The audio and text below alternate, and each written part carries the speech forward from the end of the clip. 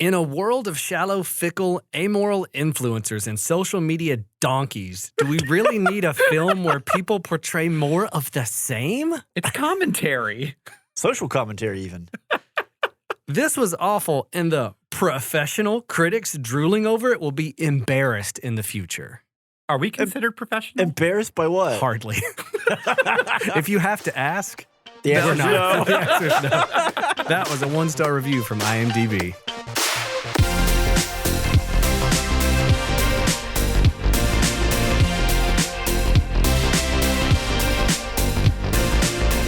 Hello and welcome to Spoilers Intended, a podcast about series and films. I'm Ryan, joined as always by Andrew. Hello. And Steven. Hi, diddly ho there, neighbor. And in today's episode, we're not reviewing The Simpsons. We're reviewing a Netflix movie, Glass Onion. But before we get to that, we have a very special It's a announcement. Knives Out story. Get it right, Ryan. I refuse to say it. A Knives Out mystery. Is the Oh, whole sorry. time. Ryan Johnson also refuses to say it that I way. know. Yeah. He's really burnt mad up about it. We'll talk about that later. But before we get into our thoughts on that, we have a quick announcement. January, we have our very first Patreon Picks episode. So anyone supporting us on Patreon at the $1 tier or higher can vote for a movie that we'll review in an episode. And patrons get access to that, early access to it. Yep, and then it'll be eventually released into the stream. Yeah. To the main feed. And so if you get in there right now, you can vote. The 4 movies we have right now are RRR, Ip Man, Gladiator, and Mask of Zorro. Hey, he got it. Yeah. Every I time had he to gets the think Mask about of it. Zorro, he kind of He pauses. breaks down, yeah. Well, I just want to say Zorro. It's I just just- want to it's call just it loading. Zorro. But it's not Zorro. But it's it's the Mask of Mask Zorro. of the Mask of Yeah. Zorro. Yeah. So a lot of good picks. Get in there and vote. Yeah. Make us watch a Let your Bollywood voice be film. heard. Yeah, and all these picks have a general theme of historical fiction. Yeah. And It's one man versus an empire. pretty much, yeah. Yeah. Well, or maybe 2 in the count of RRR, which is Rise, Roar, Revolt. An Indian film that is taking the... Well, it took India by storm. Yeah, it took India by storm. Taking the 100%. non-U.S. world by storm? Yeah, I think so. But Yeah. it actually looks really fun Yeah. and kind of ridiculous. Yeah, it looks great. All 4 great picks. Get in there and vote. Yep. Okay. So before we get into our thoughts on Glass Onion, we're going to go around real quick, and each of us are going to kind of recap and talk about our thoughts on Knives Out, which, if you want to hear further thoughts, we have a previous episode where they reviewed Knives Out. Ryan's not part of the podcast. Ryan wasn't here yet. Yeah, so. Ryan wasn't here, so we're going to basically go back over some general thoughts about Knives Out. Yeah. Just so we can hear his thoughts on it, because I actually am genuinely curious. Okay, yeah. I So have, it'll I be a have good. expectations. I think I know what's going to come out of his I do mouth, too, but but you It's know. it's obvious. I love the film. Moving forward. So yeah, we're going to talk about that before we jump into Glass Onion, a Knives Out mystery. Yeah, which nailed is a sequel, but not really. It's yeah. you know. It's just, it takes place in the world that Benoit Blanc lives It's in. the Right. Benoit Blanc cinematic universe. Get it right, people. BBCU. BBC.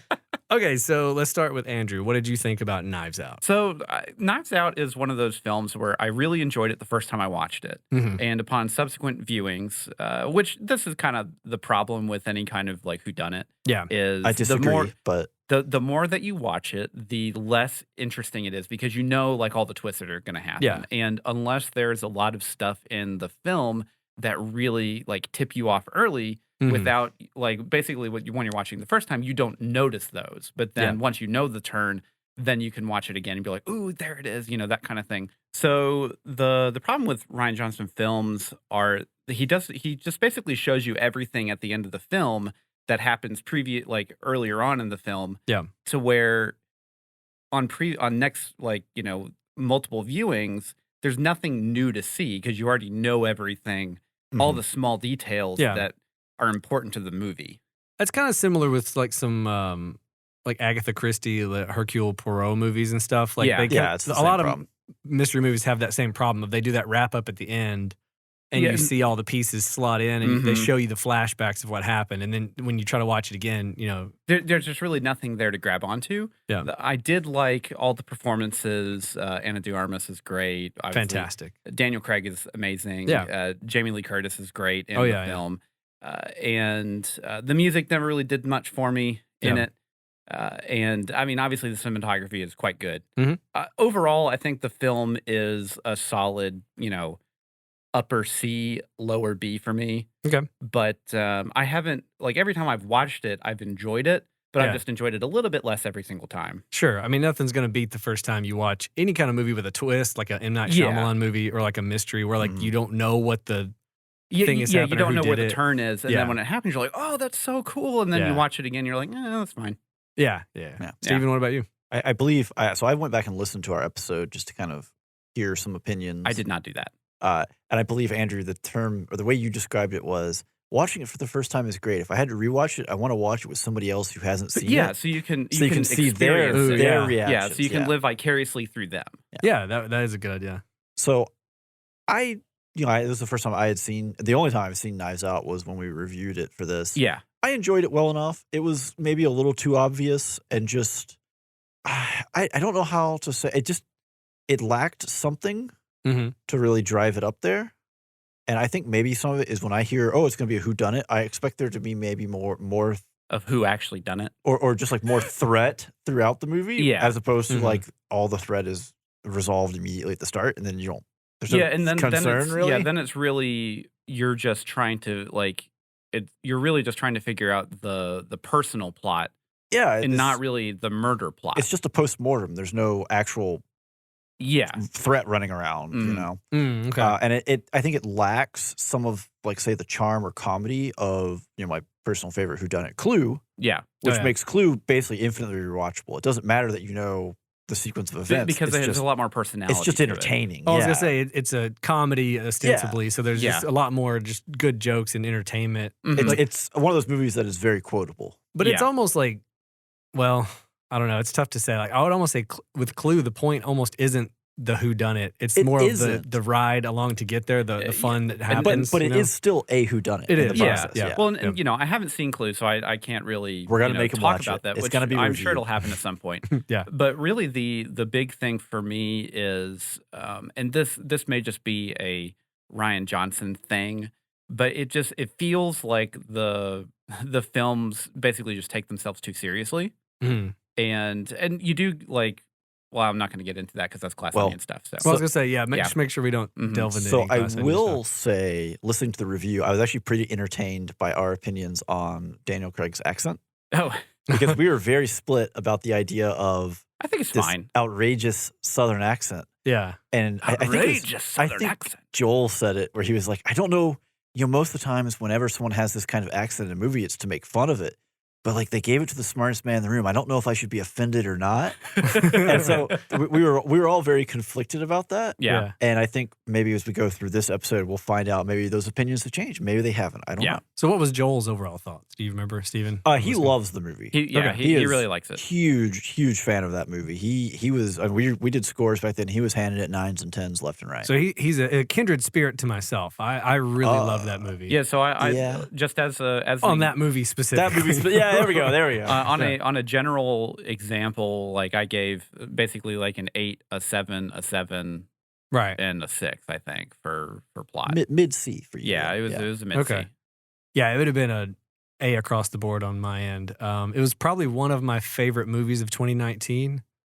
That's an interesting choice. I mean, I'm trying to remember what else came out that year. 1917 came out that year. That's what we both looked at each other like, wait a minute. I'm just saying it. Like it was, I had so much fun. My wife and I both loved it. We went to the theater to see it, I mean, it's definitely a fun film. Yeah. I would say in ranking Rian Johnson's films, it's my favorite. It's the top one. Ooh, is that ranking made before we get into this episode? Yes. Spoilers, ladies and gentlemen. Yes. I won't say where Glass Onion is, but it's not near the top. Oh, this could be a real interesting episode. All right. My thing with Rian Johnson, I watched Brick when it first came out in like, I believe, 2004. And I watched it, I rented it from a movie gallery while I was still in college. That's a throwback. That takes me back. That dates it right there. I haven't thought about that I remember forever. being blown away by it. Yeah. And at the time, he was an unknown. He that was, I think, his first feature film. Yeah. Period. He'd done some music videos and some other stuff before that. And I loved it. Yeah. Have y'all seen Brick? Nope. Okay, so basically, it's like a noir detective type movie told through a high school, but it's about like in modern day high school, but it's about like, I don't want to say too much to give it away. Yeah. It's basically about drug dealing and things like that. Sure. So it's like, a very shrunk down microcosm of like the people involved, the stakes at play, and that kind of stuff. But the way it unfolds is very much the same as like a noir detective thriller of this guy's in trouble. He's got to figure out what's happening with this. There's a girl in trouble. You know, like there's things like that. Anyways, I was blown away by it at the time in 2004 because it's very low budget. Joseph Gordon-Levitt's in it. Yeah. And then his next movie, Brothers Bloom. A recurring theme. Yeah, he's in, I think, every movie in some capacity. Joseph Gordon-Levitt? Yeah. Like in... Was he in Glass Onion? He's the dong. He's recorded the dong. voice. Yep. I was gonna bring that up. That barely counts. I know, but he's in the credits. He's credited. He's like in some kind of tiny thing like that, in at least all of them. But The Brothers Bloom was his first really bigger budget movie, and I loved it. Mark Ruffalo's great in that. Rachel Weisz is great in that. Adrian Brody knocks it out of the park. So that one really cemented my like. I like what this guy's doing. Well, and he did some good episodes for Breaking Bad. He did some Breaking Bad. I loved the Fly episode. Oh, yeah. It's one of my favorites because it's just ridiculous. And then he did Looper. Yeah. Which, for me, Looper is at the bottom of the pile. It's more of like way bottom of the pile for me. For me, Looper's like, it's a better concept on paper, I think, than it was. Are you saying that you sent it to the past to kill it? Maybe. Was it past or future? I don't remember. Future. No, the biggest thing that annoyed me about Looper was the Joseph Gordon-Levitt makeup never looked quite like Bruce Willis to me. And the whole movie, I'm just looking at him like, I don't think that's... How do you age like this? It's not quite right. Anyways, to digress, I liked Knives Out a lot. So when I was already going into it a pretty big Rian Johnson fan, because like the idea was always like when they gave him, you know, The Last Jedi, very divisive movie, obviously. I think divisive, whatever. Divisive? Is it divisive? It's divisive. I would say divisive. I thought it was divisive my whole life. No, I'm also a little bit of an idiot though. So like, don't. You were wrong, sir. I, much like a character in this movie, say wrong words and just power past it, and everyone thinks I'm cool. I thought about that a lot. Yeah, but you're not the richest person in the world. No, that's the only problem. I've got to scam somebody. So there's a difference here. You're saying the right word. You're just pronouncing it wrong. He's just making up words. Okay. Or he's saying the wrong word. So I know it's a very divisitality movie with Stop. I still think that The Last Jedi is better than a lot of people give it credit for. It definitely has issues, and I think a lot of those issues came from Disney. They should have just sat all three directors down when they were going to have, I think Colin Trevorrow was going to do the third one. Yeah. Something like that. All three of them get down. They should have had like a Kevin Feige type. A big writer room with this group. This is what we're doing. Instead, they just turned him loose, and like there was no one to be like, no, don't do that. So going into Knives Out, I was super pumped. I was like, okay, here we go. I like murder mysteries. I was excited. I love Clue. I mean, who doesn't like murder mysteries? Right, yeah. Like it's such a cool genre. And I was blown away by Ana de Armas, as I always am. She's fantastic. Oh, I'd watch her do taxes in the dark. I just love it. What? Everybody in that cast though was great. Oh, it was great. Oh, yeah. So for me, it was one of the best times I had at the movies in 2019. So I had a lot of fun. I have not seen it since I watched it in the theaters. Oh, so you've only seen it once. Okay. Right. And so like for me, the follow-up of like the plot thickens. Knowing like the like you're saying, like the second viewing, it doesn't, it's not as special. It doesn't hit. Yeah. I can totally see that because I didn't really have an urge to rewatch it necessarily. You Not don't because need I didn't to. like it, but because I didn't need to. Yeah. But, for a lot of those movies like that, that's kind of You see it once, you're done. Yeah, you see it once, you're done. Yeah. So, okay, I think that does it for Knives Out. Yeah, We have our kind of... We all mostly liked it. I find it enjoyable. Ryan liked it the most, but he's only seen it once, so that basically doesn't count. Yeah, wow, okay. That's a bold statement. You have no opinion We're here. gatekeeping now. Dang, this guy. You're gatekeeping a movie that I like and you think is okay? What is this? Well, out of all of us, I've seen it the most. So how many times What does that say about I've seen it 3 times. 3 times, okay. Yeah.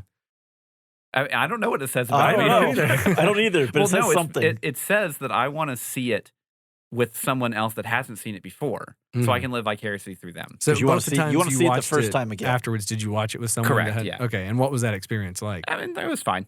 Okay, cool. Ringing endorsement. Get your clueless friend in here and watch it with them. It'll be fine. It's fine. Fine. Okay. All right, so let's move on to Glass Onion. a Knives Out mystery. Okay, we can drop it. Okay, good. Thank you. I want to be. Some part of me wants to be a stickler about it because it's such a stupid name, but the rest of me is like, no, please stop. Netflix forced him to do that. Yeah.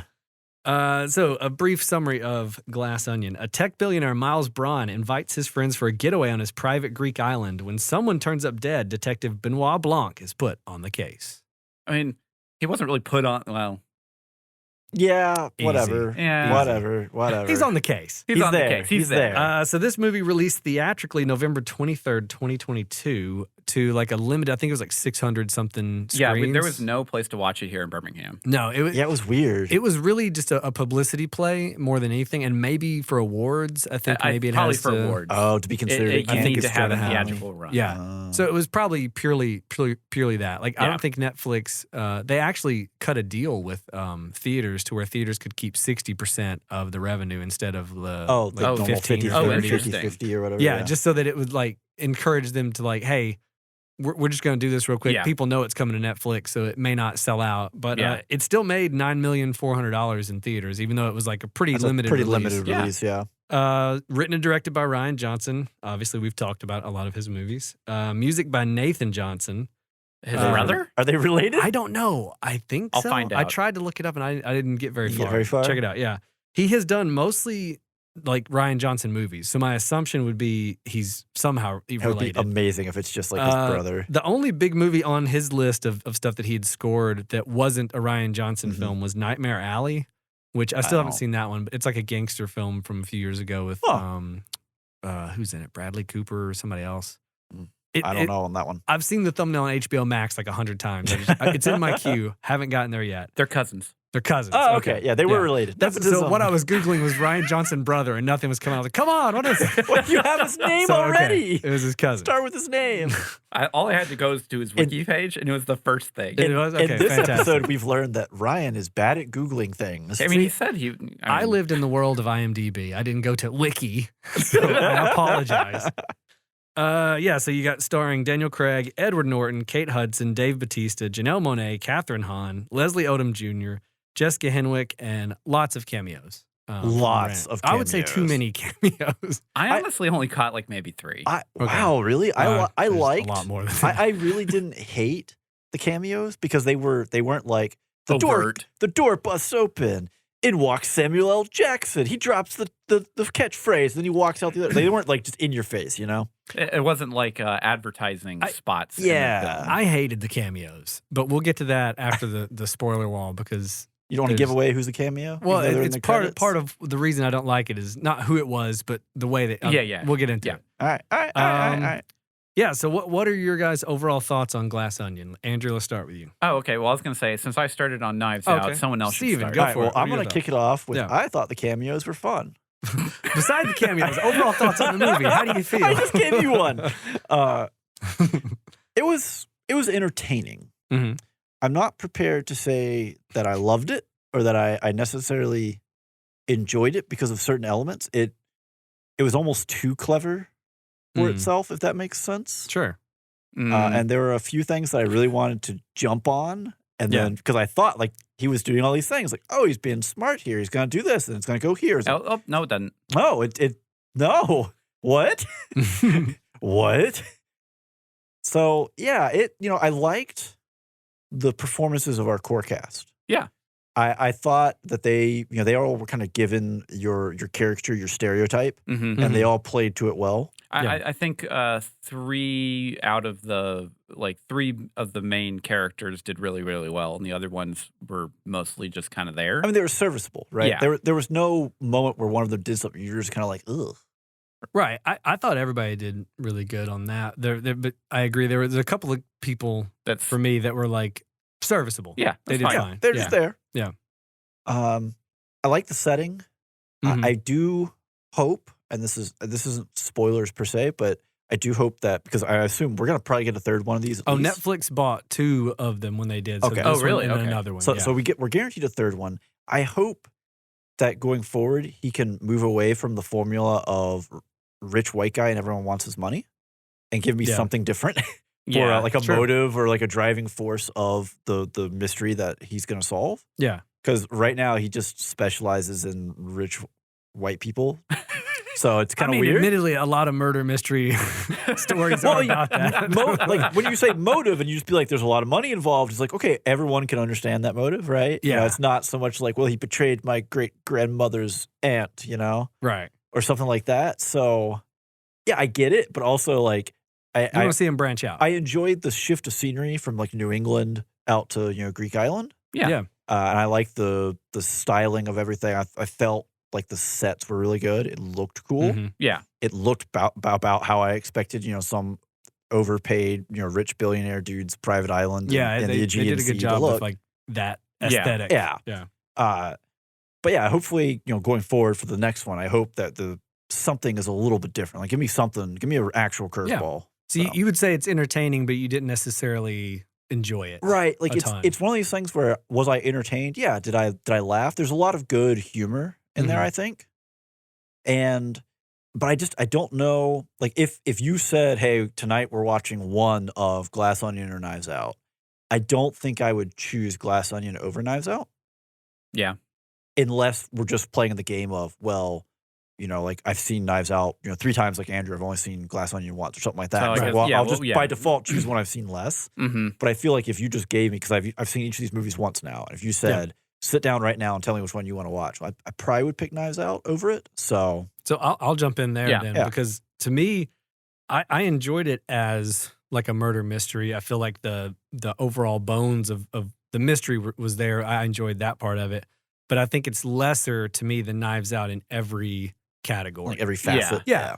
Not that it's bad. I enjoyed it. But definitely because I enjoyed Knives Out so much, I think even like I would say the performances are probably one of the stronger parts of this movie. Like some Definitely. people just knock it out of the park, Mhm. Yeah. but they also did a Knives Out. You know, like, Yeah. so I feel like to me everything about it was just like a tiny step down from Knives Out. So if I were given the choice of Mhm. which one do you want to rewatch, I would do. Now, I do think Knives the Out. performance of our heel in each movie, Glass Onions is better. Ooh, I don't know about I that. don't know about that. either. I I mean, Ed Norton did kill it. He I'm was really a good. big Ed Norton fan. Yeah, I'm a so, huge Ed Norton Ugh. stan. I mean, well, no, I like Ed Norton too. You don't like Ed Norton? No, he's totally fine. Ed Norton as an actor is great. I thought we were about to uncover some more No. stuff. No. I just think him as the heel, as Miles, just does. I thought he just wasn't a good character, but not like he wasn't a good character like in universe. He just wasn't a good character. Oh, like the actual like the Yeah, tech like his billionaire character. archetype was just not very good. Oh, no. Like Mm. what he was working with wasn't great, Yeah, but I still think he made it entertaining enough. he had where it some pretty carried fun through. moments. Yeah. But I mean, like I can't really get into too many It's specifics. hard. because It's hard to like, because I want to talk about like, oh, you know, I liked that it's at least a different formula from Knives Out. Yeah, It is. It moves important things around. it does. But you can't really go into that without it being Correct. spoilers. Yeah, So yeah. There's a lot of stuff. Yeah, we're keeping it general here. Mm. So, okay, would you recommend this movie? I didn't even say Give what I thought Andrew about talk. it. I thought Let Andrew talk. Oh yeah, that's right. You just went off about how terrible Ed You- Norton you- is as a person. Ryan, you barely said anything. Do you have anything else to add? What are your No, thoughts? I liked it. I thought it was entertaining. I thought it wasn't as good as Knives Out, and I liked the mystery part of it. There's a lot of, I would describe it as extra fluff in some parts. Yeah. that, There's a lot of fluff. for me, did not add anything to the movie. So the cameos is one example. For me, Yeah. that like it didn't add anything, and if anything, it kind of like felt like just like filler, just like things that I didn't need in Yeah. the movie. It almost detracted from the mystery. The Like, experience. let me Yeah. get back into the mystery. Like, what are we doing here? You know, Mhm. that for me. Yeah. So that's where I would say it ranks lower than Knives Out to me. But I still enjoyed it. I definitely like when it ended though. Like I remember walking out of the theater at Knives Out. You were like, and being wow. that was great. And then Mhm. this ended. I was like, I think I liked it. You know, like, that was kind of like the reaction. It wasn't like a resounding. Yeah. That was great. You're whelmed. Yeah. Yeah. It was. I enjoyed it. Mhm. You know, I didn't dislike it, but it definitely didn't. You know, blow my hair back. Yeah. Andrew, thoughts? I was incredibly whelmed by this experience. Okay. And that is, I think Knives Out is a superior film. Yeah. By a wide margin. Okay. I think one of the biggest things for me for this was, and I understand that, every time there's, I'll say, an inflection point in society, like the pandemic or whatever, there's going to be films and media that is going to be centric around that specific thing. Event. Yeah. And that's fine. But I think that there's a lot of things in this film that are going to hard date it to 2020 or 2021 or whatever. Right from the start. And it's going to, I don't, like, and that's kind of the thing is, like, it's hard to say if it's going to age well or if it's not going to age well. Sure, yeah. Because we're not, we have to get, 10 a decade a year, yeah, we gotta whatever. put some time between it. Yeah. And in that, like, the second that happened, like, ooh, that's a choice just because, like, it wasn't agnostic to a time period. So now this happened. This was written during the pandemic, blah, blah, blah, blah. There's a lot of social commentary around that, which is fine. The performances were pretty solid for a good portion of the cast. Yeah. And I can't talk about the real reason why I didn't really like the film until we get into spoilers. But that's a teaser of the spoiler wall. Yeah, there are two portions in the latter half of the film that absolutely just destroyed any momentum for me that I had. I know what one of them is. I was actually really enjoying the film up until, I'll say, X point. And then it got past that, and then Y point happened. I was like, ooh, yeah, I really just don't like this anymore. Oh, wow. Okay. Yeah. I can't think of what you're talking about. I think I have an idea. I've got a good idea, yeah. Okay. Yeah, so, but, like, again, it was an entertaining film to watch one time. Yeah. So would you recommend, at the end of the day, At the end of the day. I would say, like, if you like whodunnits, watch it. I mean, it's widely available, right? It's on Netflix. It's 2 hours. Give it a spin, right? Yeah. I mean, like, there's nothing like that like made me mad about watching the film. It's just I think that there was a whole lot of lost potential here in the film in general. It definitely could have been more than it was. It could have been a lot better than what it was. Agreed. But it's not a bad film.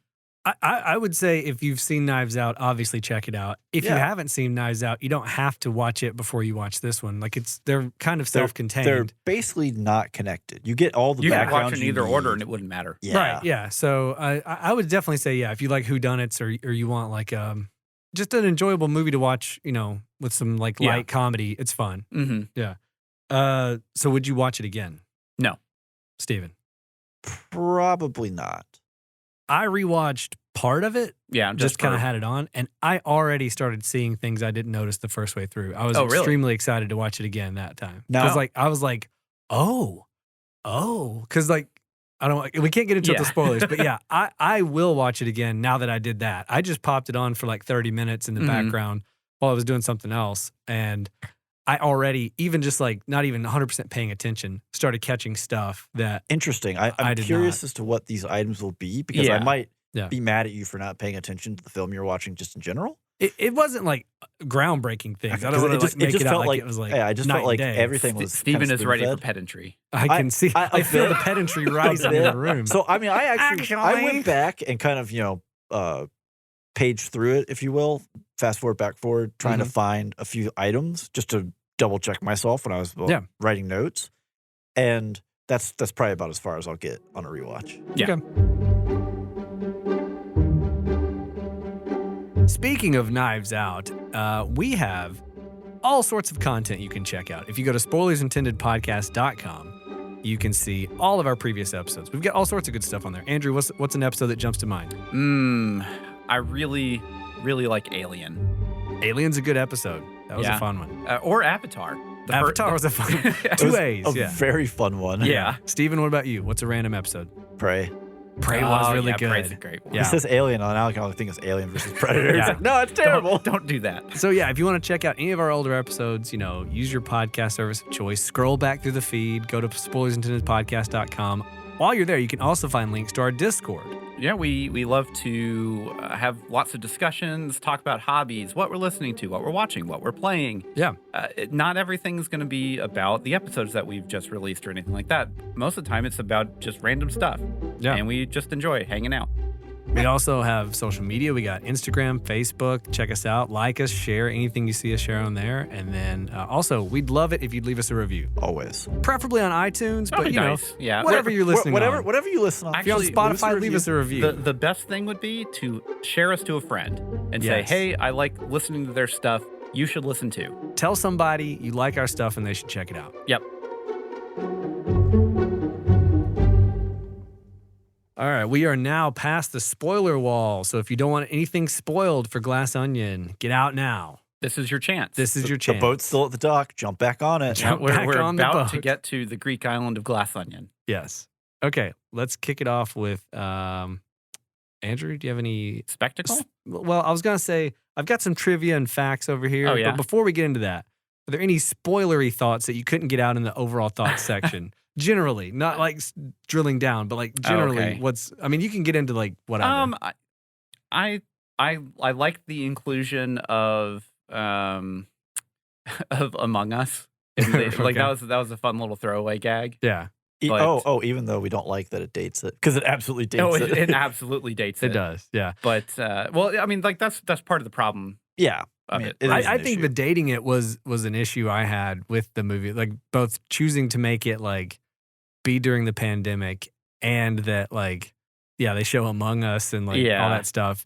For me, it was just kind of like I didn't feel like the dating it helped the story in any way. No, it like didn't. If it did to a degree, like it was the excuse for them to go to the island was we're all on lockdown. Well, Let's Yeah. get away. but it's not an excuse. They do this every year. exactly. It could have So- just been the yearly event. Yeah. It had no. Now you did get some fun things like when Birdie's wearing the mask that's nothing. The It's me- just the like mesh the mask. mesh. Yeah. No. Well, I mean, we all because that tells you the type of character she is. It Yeah. does. It does immediately give Yeah. you personalities, and Yeah, well, he uses it as an opportunity to throw in some stuff that may be relevant later. Yeah. Right? Well, and you can even see the like all the different personality types of not even just her, but like so you have the scientist who's wearing an actual N95 mask. Mhm. Then you have the governor who is like basically like it's like a full mask, but then Mhm. like she doesn't actually pay attention to like whenever it falls down on her it's face or constantly under her anything. nose. Yeah. Yeah. It's And constantly, then Blanc has it where he's more dapper, so it's matched to his clothes. Yeah. Yeah, exactly. And you have those kind of personality types that are shown through the mask, in which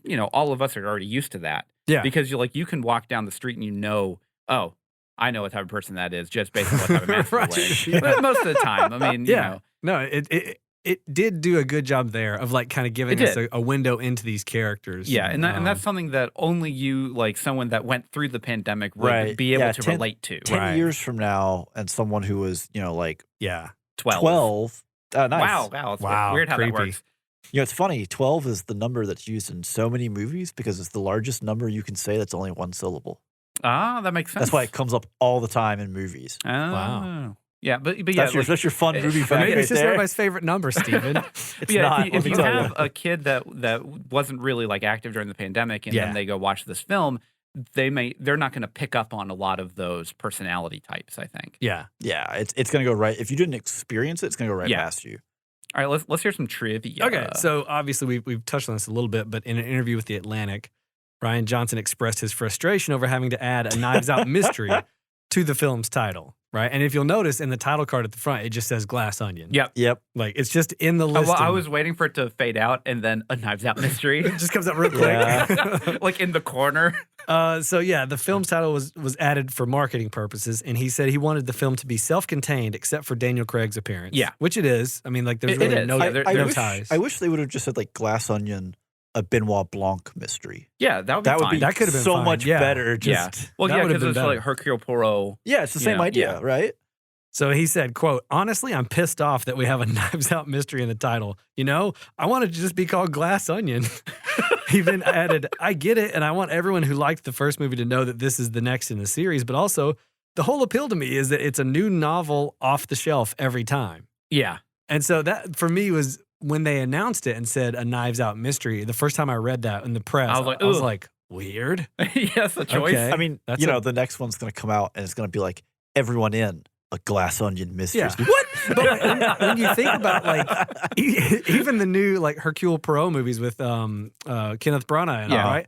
It's like Murder on the Orient Express, That's not a Hercule Poirot. Yeah. Yeah. And then like what is it? Death on the Nile. Death on the Nile. Yeah. It's not Death on the Nile or Murder on the Orient Well, Express. Now, in defense of that, right? Yeah. You're pulling from Agatha Christie novels. the title is going to be known to people, right? There's no Sure, one out yeah, there who's like Glass Onion. Oh yeah, I had to read that in 8th grade. Like it's not going to come up, you know? Yeah. Right. Because Yeah, it that doesn't is exist true. prior Yeah. to. So And again, whoever made that decision, whatever, I think it would have been fine as Glass Onion. I don't I understand. think it would have been fine, but I think you probably needed, just because it's such a far. no. So what it is, right, is the marketing department's lazy, and they're like, well, it's just called Glass Onion. You just market it. It's Benoit Blanc. It's Rian Johnson. It's another mystery. And they're like, yeah, that sounds hard. What if you just said a Knives Out mystery, and then everyone already knows all that? I don't have to do any work. Yeah. Yeah. Yeah. I'm kind of surprised that Netflix didn't get the rights to a Knives Out or like just license it temporarily before this came out To be able just to so play you it. could Yeah, play so you it. could have both. Yeah. Because normally they do that with a lot of stuff. Like they'll get like the Maybe too rights expensive. to something. Yeah, who knows what was Yeah. going on. So this is a fun one. Despite playing his mother, Jackie Hoffman is only 8 years older than Dave Bautista. Hollywood, you're disgusting. Isn't that crazy? That lady's 8 years older than him, and she played his mom. That was wild. Edward Norton's look in the flashback scene at the Glass Onion bar, and when Andy introduces Miles to the group, is based on Tom Cruise's look in Magnolia. Yeah, I was going to say, Yes. he looked very familiar. Let's see here. So we'll get into some art stuff here. So Rothko's painting number 207 is on display in Miles Braun's living room. However, it's intentionally displayed upside down, possibly to illustrate the character's superficial appreciation for art. Like he doesn't know. He doesn't know. He just collects So things. I want to jump in on that one. Yeah, right? go for it. So I ran across an article that was talking about, like constructing the whole, curating his art gallery kind of thing, right? And the process is really fascinating stuff. But what's funny is they talk about, Rothko 207, it's hung upside down. And the image they put with it was an image of the set. And it was obviously like someone took a shot of the set. Yeah. And it was right side up. It's right side up. And I stared at it for a minute. I was like, I know that is not upside down. What are they like messing with me or something? And so I had to go back and pull up Netflix and scroll through and like, it is upside down. I was like, did they fix that in post or were they like flip it over? They probably were just like for the actual shoot, Rian Johnson on set was just like, hey, we need to flip that. I flipped that. Yeah. Yeah. I mean, again, it's just a canvas on board. It's easy enough to do. And what's funny is, they talk about, the superficial appreciation of art, right? Yeah. So there's a lot of modern art on display here, several of which, one of Andrew's favorites, Mondrian. Mondrian. Oh, man. So I can't remember the name of this. It's like the only modern art that I like. It's called like New York Downtown or something like that. Either way, it is a Mondrian. Yeah. And it was on display like starting in like 1945, 46 or something like that in an art museum upside down. Oh. And the artist, like he died in like 44. So it's not like he was around to correct them. Right. So it's for its entire history, it's been upside down. And like they recognize now, it's been upside down, but it's been upside down for so long we don't want to turn it over because it's detrimental to the materials on the canvas. Oh, that's weird. So now they've just dictated that this piece of art will always be upside down. They should hang like a weird mirror above it so you can look at it. Yeah. Well, that's art in itself. Right. Yeah. Well, it's especially You for don't that, understand my art. but especially for that era of art. I mean, like most of Rothko's stuff are just big blocks of color. Yeah. The orientations, it's not a landscape. The Right. orientation's Yeah. kind of irrelevant. Yeah, it You doesn't could have really asked matter. him, he'd be like, what was it? Which way was it? Yeah. Or he might just be like, it looks good too.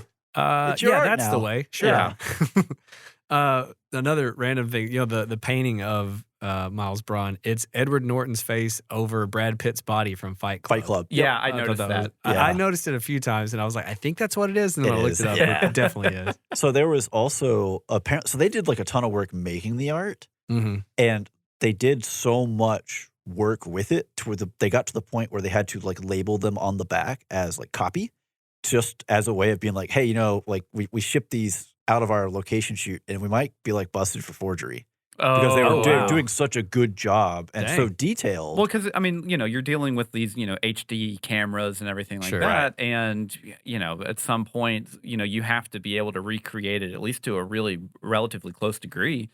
Yeah, unless you like just are always in a wide shot or something. Even Yeah, then, you still yeah. got to be pretty close. But and of course, you don't know at the time of the set creation. Sure. You can't definitely say that Rian Johnson is only going to shoot this corridor Yeah, and not be right. like, this wall is pretty cool too, guys. Well, they were You probably know? making them so far in the pre-production phase that they didn't know what the shot list Yeah. was. So they were like, yeah, we probably have to like, Make this We as gotta make these detailed as accurate. possible. Yeah. So I thought that was pretty entertaining. They basically just created art forgers out of right. themselves to make a They good forged set. a bunch of art for the set. That's awesome.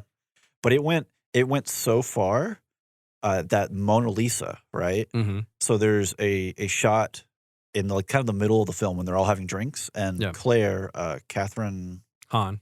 Yeah. His character points out, oh, when you have all this art, you have a print of the Mona Lisa, and the camera flips and it shows the backside of it. I stared at that real hard. So the backside of the painting is actually like well known. Mhm. Yeah. Because it's a piece of wood, it's not canvas. Right.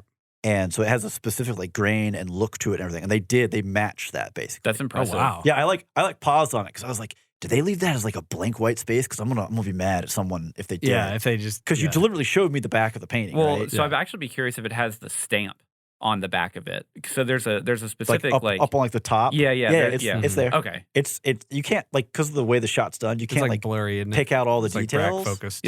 So fun fact, and I only know this because I was looking it up today. Yeah. But the only reason why, so back in like the early 1900s, so like 1911, I think, or somewhere around Yeah, there, something like that. it was stolen from The Mona Lisa? Yeah, Yeah. Which is part of what made it such a famous painting is the whole publicity around its theft. Yes, it was stolen for like 2 years or something. Mhm. And basically, the guy then tried to sell it. And the only reason why it was found because basically the people that he was trying to sell it to realized that it actually wasn't a reproduction or something. It actually was the Mona Lisa because it has this stamp on the back of the frame. Oh, yeah. And What year is this roughly? like 1911, 1913, somewhere Okay. around there. Yeah. Long time ago. Yeah. And so it's just one of those really interesting little tidbits of like the only reason why it was recovered was because he eventually tried to sell it like an idiot. Yeah. And I mean, it's such a hard thing to steal art because the only way it's valuable is that it's unique and recognizable, and the only way that it's easily found is because it's unique and recognizable. Yeah. Yeah. there's art theft is a very interesting thing. Yeah, just the concept of it in general. Yeah. Okay. That was Anyways. a tangent. Enough art. Okay, well, let's get on to what we thought about Glass Onion. Let's talk about spectacle. Sure. Steven, you want to lead us off with that one? Okay. Well, I mean, I already hit some of what's going to go into my my enjoyment of the spectacle. Is there's a lot of work put into The recreating recreation. these artworks. Yeah. And also there was stuff, going through some articles. They did it's the Andy Warhol, which I hate. Ugh. The Marilyn Monroe, like the Marilyn Monroe where it's like the 3x3, so Yeah. it's 9 heads. Yeah. Right? They did one of those with Edward Norton. Yeah. But it didn't actually make it in. Oh, that's so sad. So they like made more art than we see. Well, Maybe see, they that's at least where- gave it to Edward Norton at the end of the I hope production. so, yeah. Well, Here now you go, they Ed. just need to donate it to a museum. Ship it to MoMA. Ends up in a Hard Rock Cafe somewhere. Oh gosh. But yeah, I mean, I thought that obviously the effort there, the setting, I really liked the setting and just going very different, right? We flipped from New England to a Greek island. Yeah. It's a Mediterranean. It's just has its own feel, and it kind of drives a dress and a style that's going to be very different from Knives Out. Yeah. And also, just some of the random little bits that are kind of thrown in there, like the actual construction of the compound and the actual like Glass Onion itself. Mm-hmm. But even just random things like the stupid luggage robot going by in the background and stuff like that. This works. Like I totally get that I am currently at a place where this dude literally cannot spend his money fast enough Yeah. to get rid of it. You Well, know? I think they did, speaking of just like attention to detail of like the art and other stuff, they did a lot of stuff that's like, if you know, like Mhm. drives home the fact that this dude is kind of an idiot or like, again, is superficial. Mhm. Yeah. He's talking about like, that's the guitar that Paul McCartney wrote Blackbird on. Yeah. It's like, first off, it was a left-handed guitar. Secondly, it was a different guitar than that. I was gonna Yeah. let you take that And one. so it's like there's no logo on the headstock, probably for licensing Yeah. reasons, but like there's Yeah. like 8 clues that is not it's the just, guitar. It's just a guitar. Yeah, and like so I couldn't like at that moment I was like, I don't know if that's a production thing or if it was more of a like this guy got swindled and thought he bought, I mean, like I definitely would think that it's probably the latter there. Yeah. Because I mean, like clearly, like the whole point of the solving at the end is that he's just an idiot. right, yeah. And so that for me was like an early one of like, okay. Yeah. Yeah. Now, Yeah. I will say, especially early on, right, the puzzle box sequence, Mhm. I like when that sequence was hitting, I was like, oh man, this is going to be a cool film. Like they are doing lots of things Mhm. with like Brady Bunch cutting them in there. Yeah. And just the design of the puzzle box was cool. Like, Completely unrealistic, but cool. Oh no, insanely unrealistic. sure, And the actual puzzles involved were, as Block said, childish. But like the design and the concept and the look of it. Yeah, it was and cool. also the cinematography that went along with that sequence, I thought was really great. I was actually kind of disappointed that going forward, we moved to that never came back. Right, we never got either a centerpiece that was a puzzle like of that level. Yeah. Or a sequence where we could do that kind of camera work again. It just kind of became middle ground again. Yeah, I did like eh. I did like the stereograph initial bit for that. Oh, like the seeing eye thing. Yeah, where like you I used to love those things. Those magic eye, I love it too. I've never been able to look at one of those and see what you're supposed to see in it. Ever? They're like, it's a sailboat. I'm like, sure. Even as an adult? No, just period. Oh my god! I cannot I always make just those things assumed when work. kids couldn't see it because like they just didn't know how to use their eyes right. Yeah, I mean, I love those things. So when when I saw the pattern on it, I was like, oh, that's what it is. Yeah. I remember as a kid we would get those books, in like the Scholastic book fairs or like whatever, and like I could get them from across the room. Sailboat, lighthouse, turn the page. It's a frog next, and other kids Balloon. like squinting hard, like can't see it. So Andrew, I gotta ask you though, did you catch the chess in the puzzle box? I did. Where they're like, oh, it's an end game. It's like, technically, yes. See, I didn't even have time to like pay attention to where the pieces were by the time they got It's a fool's mate. So yeah. it's the like mate in 3 or mate in 2. Mm-hmm. Basically, if you're an idiot at chess and you move the wrong pawn, then they just instantly mate you. So like it's an opening, but it's actually an end game at the same. So I thought it was fun because it's like these people they're getting to the right answer for the wrong reason. Yeah, kind of thing. Yeah, there's like, but that's kind of, I think that's kind of indicative of the characters. It fits the kind of the theme of the because like right? it's all like the big thing about this film, and this is getting more into plot, but like every single character is self-important. Right. And they all have that kind of like, well, I'm an influencer, I'm a music star or a governor social or whatever. media donkey. Like and those kind of things is unfortunately, this isn't for every influencer, that kind of stuff, because I'm sure there are some very smart ones out there. Sure. But a lot of them don't have that kind of analytical tendency, right? Because they just feel that they don't need to worry about it. Well, I mean, we see that with like Dave Bautista's character Duke and his mom, where his mom's calling out all the answers. Yeah, it's a compass. It's Mom. a Fibonacci sequence. Mom. So kind of, I'm just going to take it here from perspective. Yeah. I thought the cinematography was a little bit less than what Knives Out was. Definitely. It definitely wasn't like as you didn't out have there. a couple like there were a couple moments in Knives Out where you're like, ooh, yeah, I like that when the shot. chair's going down in Knives Out. So and we when, were listening to the Knives Out episode. We were discussing, we really harped on the donut of knives. Yeah. And how like they kind of baited you about who to a put their couple head times in. throughout the They do it like from the right, from the left. We're getting closer, but we're not there. And there was nothing like that here. Yeah, you never really got those really strong compositions that he had in the first film. But the thing that really hit it home for me of what really like dragged like a spectacle for me down was the really poor CGI pretty much throughout the whole film. So what I have written down, and this is all I have under spectacle, is anything not involving green screen or composition of CG elements was shot well. Yeah. But man, the fire and everything the at the fire end of the looked film bad. was There was terrible. a couple of shots when they're in the room with all the glass or whatever figures where it looked like they green screened the outside to be nighttime when it wasn't. Yeah. Like there's just a couple of edges on people that were kind of fuzzy. unrealistic and fuzzy. And then like 2 shots before it was fine. So I'm Yeah. like, did they shoot They it may have during reshot night it. and then have a reshoot where they couldn't recreate it at night? So they for me, it was, I think it was shot well. Like there's definitely some fun camera work and some things. And I thought the costuming was great. I thought everybody's outfits were like a lot of fun. Now the scene whenever they're all arriving on the dock, that's a good scene. Oh yeah. Yeah, where like he has some really good composition and like the camera Are we talking moving about backwards. like the dock on the island? Dock on before they get to the island. Okay, so when they all first see each when other. everyone's all arriving. Because people keep saying like, oh, the arrival scene. And I'm like, you got to be more specific. They arrive twice in this movie. You got to be way more specific than that. But that specific scene was quite good and it was very well tailored. And you could definitely tell. Apparently, that was the first scene that they shot for filming. Oh, really? Oh, okay. Yeah, Well, that makes sense because it's like we're introducing the actors and we're using their introduction as kind of the uncomfortableness or whatever in there. We got Ethan Hawke for one day, guys. Oh, I love Ethan Hawke. So I love Ethan Hawke. This was one of those where it's like, yeah, it's a cameo, and he's obviously not like being himself or whatever. Sure. And it's just like it could have been anybody. It wouldn't have mattered. Yeah. But it was Ethan Hawke. But it was Ethan Hawke. matter. Yeah. Ryan, what about you? I mean, you basically spectacle. Like my other thing, again, I think the costuming was really good. Like a lot of the outfits that like Birdie wears are like a lot of fun. I love Duke's Speedo holder. Duke's Duke's whole outfits are great. Yeah.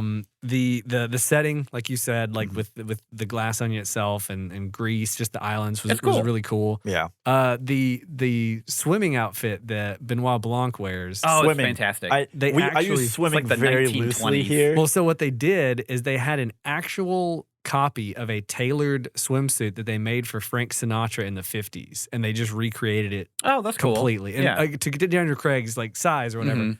But I was like, because it looked like vintage, but like it was cool. Well, I also like that it was basically the Greek flag, so he like arrived to Greece wearing their flag. That's his way to assert dominance. Yeah. I am your flag.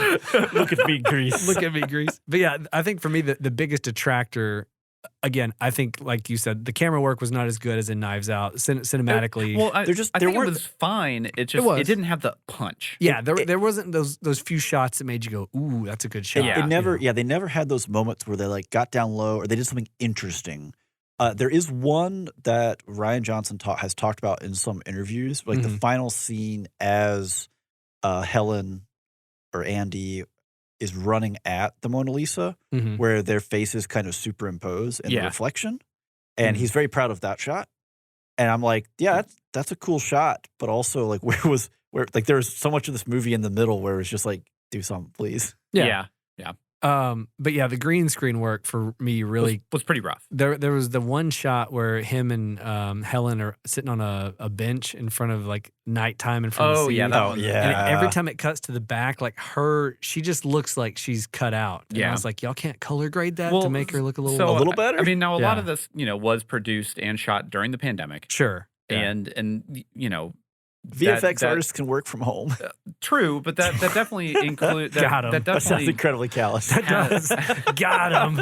You're overworked. Deal with it. But yeah, I mean, like there are obviously some things that you have to kind of give them some concession on too. But yeah, like I wouldn't have graded them really too harshly, but it just wasn't. It was just kind of one that's like, it's fine. It was just kind of like a reminder of like, oh, this was a COVID movie. Yeah. To me, that's what it was. It wasn't like a deal breaker. I turned the movie off and ran outside screaming. But it was like, like I was like reminded, oh, this is a COVID movie versus Knives Out, where I never had an issue where I thought, oh, I get it. It's they can only fit 3 people in this room. Yeah. All right. Well, let's get on to probably what'll be one of the bigger discussion points: performance. Yeah. What do you think, Steven? Let's talk about. I'm gonna go first. Okay, Andrew, you go. Jeez. Wow, rude. Mom, he started it. I mean, obviously Daniel Craig does a great job. Yeah. He does Edward Norton did really well for what the kind of character he was given. And I really like Dave Bautista's character. He was fun. Man, I feel like everything I've seen Dave Bautista in, I've liked it. And I'm like, I want him to do more, but he's kind of stuck just because of his bulk. Well, so the only movie I've seen him do something that was like different, really well like acted was Blade Runner 2049 when he's in the front and he's like emotional. And like, I was like, oh, Dave, like, okay. Yeah, I feel like he's a pretty good actor. I'm used to him just being the big lunky. Yeah. So he did say in a interview recently that Guardians of the Galaxy is going to be his last Marvel film, period. Because he does want to pursue more serious roles. Sure. Yeah. So I mean, good for on him. Yeah. I want, like, because I actually like him as an actor. He's fun. Yeah. And he was in Spectre, but he didn't really do anything. He didn't really have a whole lot. Yeah. Whatever. But he did good in this one. He was fun. And I really liked the girl who played Birdie. Kate Hudson? Kate Hudson? Kate Hudson. Yeah. I don't know. She's only been around forever. Goldie Hawn and Kurt Russell's daughter? I don't know what I had that moment. I was like, was it their daughter? Yeah. Yes. Because I know U.S. agent Wyatt Russell. What other He's films definitely was their she kid. in? I couldn't tell if like Yeah, no, I'm pretty sure that she's. Kate Hudson. Yeah. Oh man. All right, hold on, y'all. You keep talking. Okay, I'm gonna yeah, pull like up a 100 list. But no, things. she did a Almost great job. Famous. That's the first thing I remember seeing her in. It was Almost Famous. Oh, I do remember. I have seen that film. Yeah. She was in a bunch of rom-coms for a hot minute. Oh yeah, she was all over rom-coms. Something with Matthew McConaughey. How to Is it How to Lose a Guy in 10 Days? no. Was that No. her? No. No. It was That's Julia Stiles. yeah.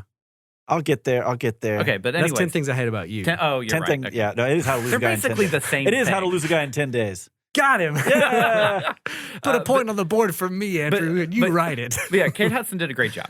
Yeah, and I thought- I really like so she's Goldie Hawn and Bill Hudson. Thank you. Okay. Wyatt Russell is her sibling, her stepbrother. Yeah, so there we go. I think Kurt Russell and Goldie Hawn got together after Kate Hudson was born. So I gotcha. that's Okay. what threw me. I Sure, sure. apologize. But Continue. yeah, she did a good job. I thought everyone else was at least fine. I did not like the actress that was playing Helen/Andy. I don't think that she Janelle really Monáe? she just didn't. She kind of felt like, especially once the reveal happened, that Mhm. she was not Andy and she was her twin sister, which I'll get to that later. Yeah. You know, it's definitely one of those where like I don't think that she had like I don't know. So she's a musician. Yeah. And I don't know that she's done a lot of acting before this. Well, hold on now. Has she done a lot? She felt like she was overacting a lot, especially whenever she wasn't in her I'm Andy familiar with personality. Janelle Monáe's music. I have not seen her in any movies hold until on. this. I'm No, holding. you have seen which. Well, keep going, but I'll jump Yeah. in. But that's kind of that was Okay. my biggest thing there. Like, but Yeah. yeah, I mean, Daniel Craig did a good job. Edward Norton did a good job. Yeah.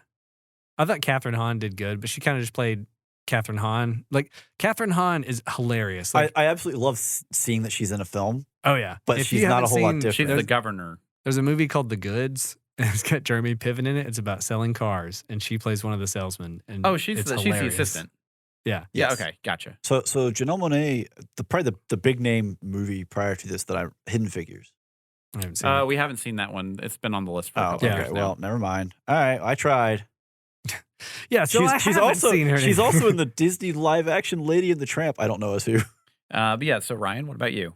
Yeah, I think everybody did really good. To me, the only flaw with the characters is more just kind of that they're kind of one note. Bland. Like, they are what they are. Like, Yeah. Kate They're Hudson Birdie's character stereotypes, is She. this stereotype, but she nails that stereotype hard. Oh, perfect. Big You know what I time. mean?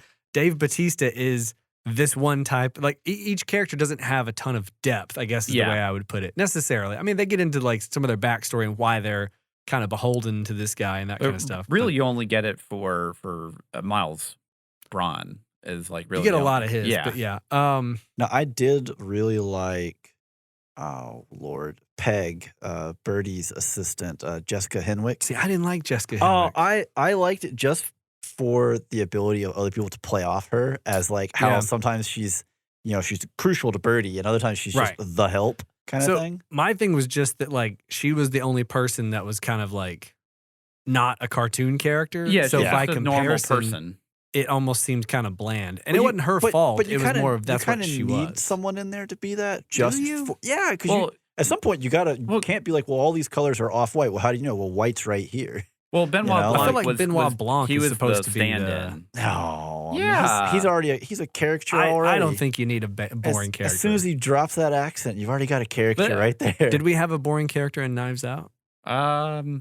Anna Darmus. Kinda, yeah. But I even mean, she's not really that boring. I mean, like- She's just a normal person. Right, there's- but there's like the teenage son and the daughter The teenage are son both for that just film. kind of whatever. oh yeah, they are kind of whatever. So anyway, she was the only one that didn't jump out at me as like knocking out of the park. But I didn't Yeah. mind it. It was more of her character than her performance. If Yeah. that makes sense. You know.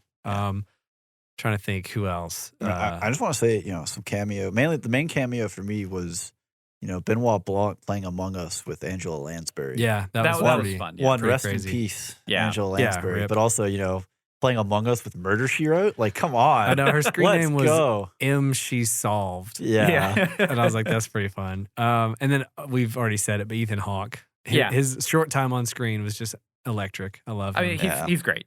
Yeah. Yeah, some of the other cameos, I'll get into it into plot more Yeah. than anything about why it bugged me. But like, I don't know. Yeah. A lot of the performances were kind of stilted. Like Serena Williams was just kind of like there. Well, It I was mean, fine. she's just Yeah. exists. Like she's basically, Yeah. I don't want to say like window dressing. She's setting, right? She's just establishing. He's She's so not- wealthy that Serena Williams is sitting in a chair waiting to see if someone wants to work out with her. Right. Right. Yeah. Like that was a fun idea of like, it's Yeah. not that they're on like a pause screen. It's that like, this is a video call and she's waiting to like just, so Yeah, you I'm want on to there. get a There's workout in or what? Yeah, at 10 o'clock every day, you got to be there. I'm paying Yeah. you millions of dollars for Right. this. And she's just on her phone, just hanging out, which I thought that was pretty funny. I actually thought that was, again, if we want to establish this dude has so much money that he could set a fire every night with just money and he can't get rid of his money fast Yeah. enough. Like that's one of those ways that you just really hammer it home. so on performances, how did the comedy land for you guys? It was I mean, I thought it was fine. I thought it was good. fine. Yeah. I mean, like there were definitely a couple moments in there that got some solid laughs, but Mhm. nothing that real. I mean, You would never call this a comedy. I don't no, No. not You know at what I all. mean? I don't Like think it's got so. some jokes in there Yeah. that exist. Yeah. Some of it for me landed. Some of it was just kind of like fine. Yeah. Like I smirked a few times. you know? That's fun. I got like a sensible chuckle. yeah. Okay. Well, I think we've talked about Yeah. performance. Everybody was pretty good. Yeah. Let's move on to score. The score. I'll go first. Yeah. I thought the score was serviceable. I like the score when they're like going to the island. There's a few points where it has a really mystery kind of Yeah. unfolding feel to it. Yeah, well, so I actually think the score was better than Knives Out. Okay. I just by a little bit. Like it was Right. still basically kind of the same, but it had a little bit more oomph to it than Okay. Knives Out did, at least for me. I still feel like it's not one of those scores that you would just put on and listen to No. necessarily. Mm-mm. But it was very serviceable for some of the scenes. Like there's definitely some moments that it ratchets up and the Yeah. score matches it. And again, the main I can't remember what the name of that song was, but the theme they play when they're going to the island. Yeah. That That's whole a like cool- it has yeah. a really like unraveling kind of like a glass onion like feel to it. Like Yeah. the mystery. But other than that, I thought it was just kind of like It's fine. it was fine. Yeah. Yeah. Nothing about it was bad. Like I didn't have any kind of moments where, they didn't play like a random modern pop song where they shouldn't have, Yeah. or they didn't do anything that felt off. It just worked. Yeah. Steven? I like them dropping in right at the end, Nat King Cole's Mona Lisa. Oh yeah. Yeah. I thought that was fun. I mean, Yeah. I liked kind of like the original score in that.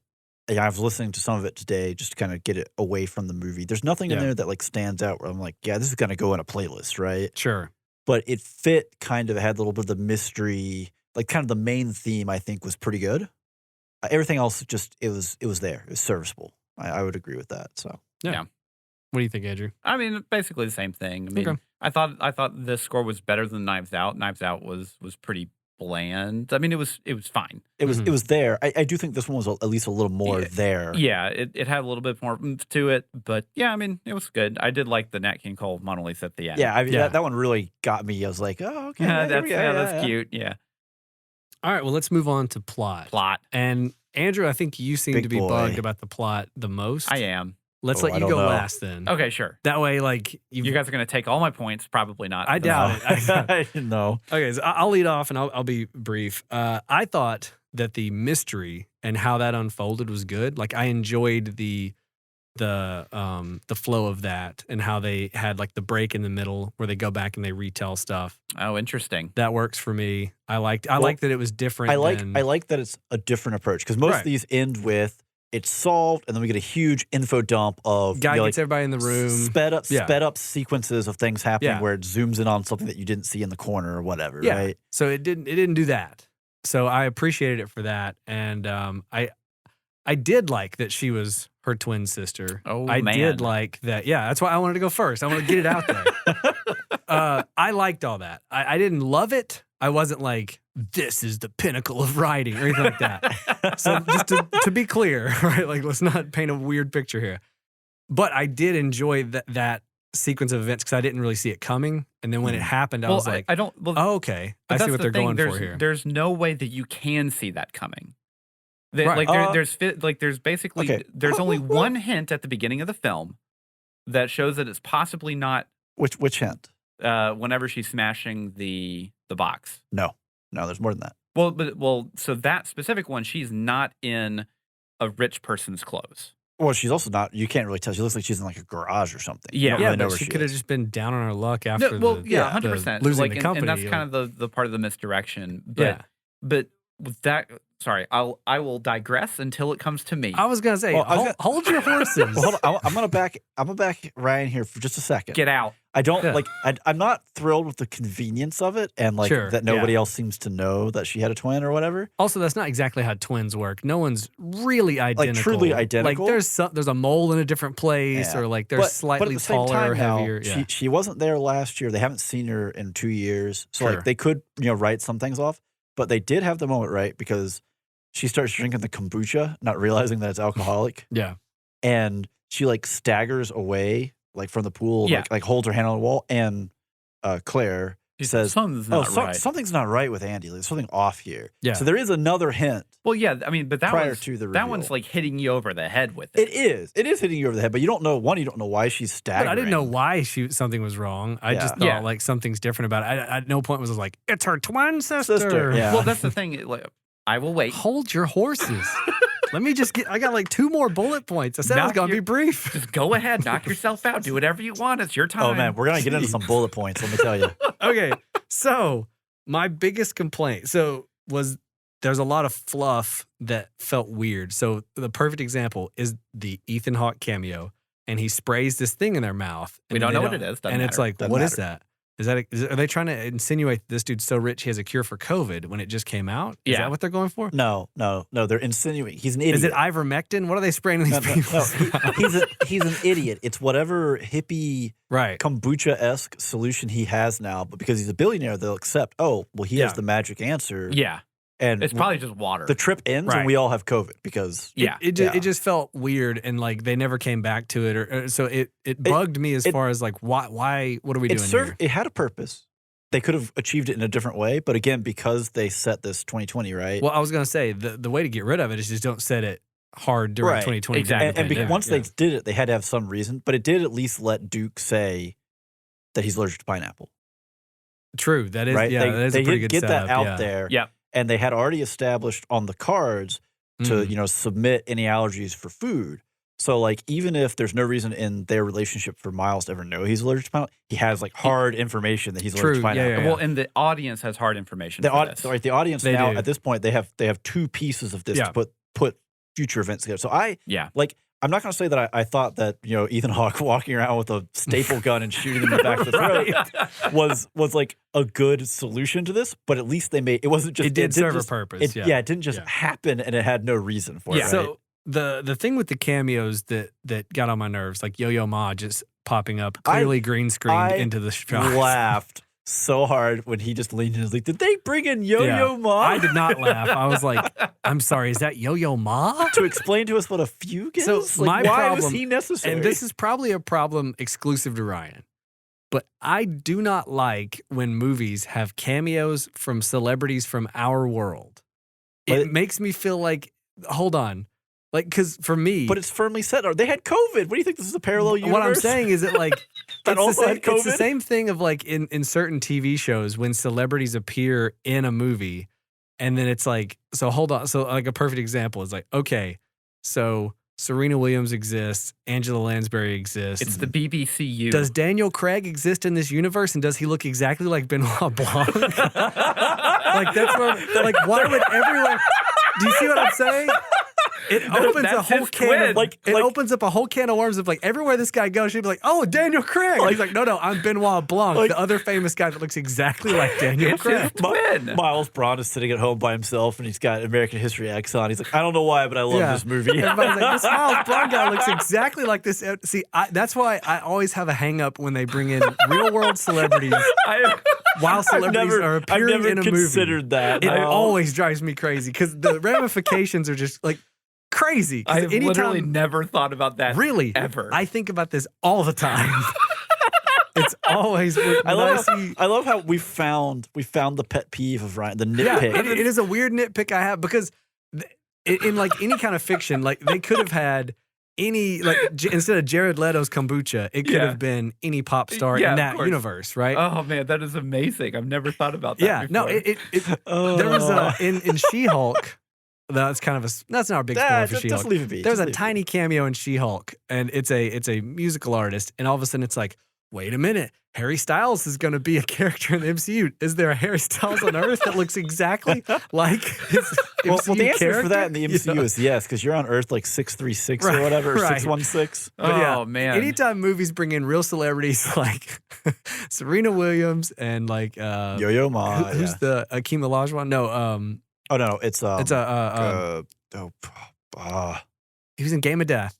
Well, Bruce so Lee. then the real question is that Kareem actually Abdul-Jabbar. Thank you. I Kareem had it Abdul-Jabbar. until you said that. And I was like, Like it's like, wait, is this in our world? Because again, I immediately go, like, all these people look exactly like real celebrities and that exist in our world. There's a guy who looks exactly like Hugh Grant, Yeah, who is right. with a guy who looks exactly like Daniel Craig. But What are somewhere in the the real odds? world, Hugh Grant is denying allegations. And that's a tiny thing for me. The biggest thing about the cameos that bugged me was I just felt like there was too many of them. There were Like, a lot. It Well, kind of like felt more like it was played for like a gag of like, look who we could get to be in this movie. Yeah. Then like this serves the plot. Well- There was like the Serena Williams does move the plot forward that he's so rich that like but adds we didn't need it something, at I that think. point. Yeah. Like I think we already knew that he was. Well, now I have to you know. know, does he just hire Ethan Hawke to just spray people's The mouth? best thing would have been if that was really Ethan Hawke.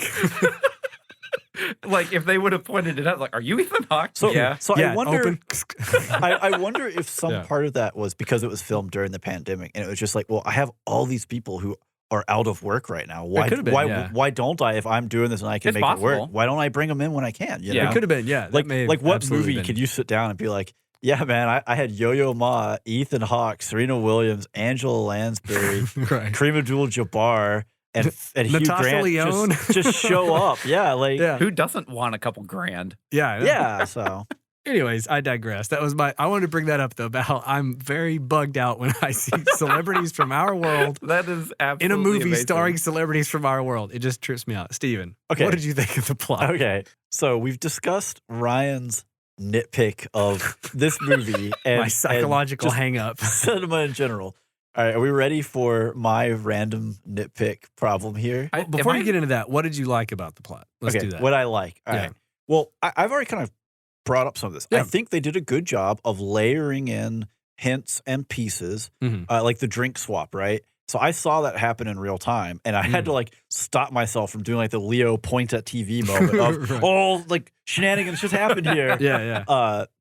So like stuff like that, I like that. Right? Okay. That's fun, and to me, like this kind of movie, once you say, "Hey, this is a murder mystery, who done it," I'm immediately like, it's like going to a magician, right? You're gonna go see a magician, like I'm gonna watch his hands. I don't Yeah. want to listen to him point at the oh look at the shiny, like as soon as he's there, he's like, look at the pretty dress. Look at that. I was like, he's up to something. What's he doing? What's he doing? I want to see what's the coffee table going on. You Yeah. know? Yeah, So I like that those things are in there yeah. Mhm.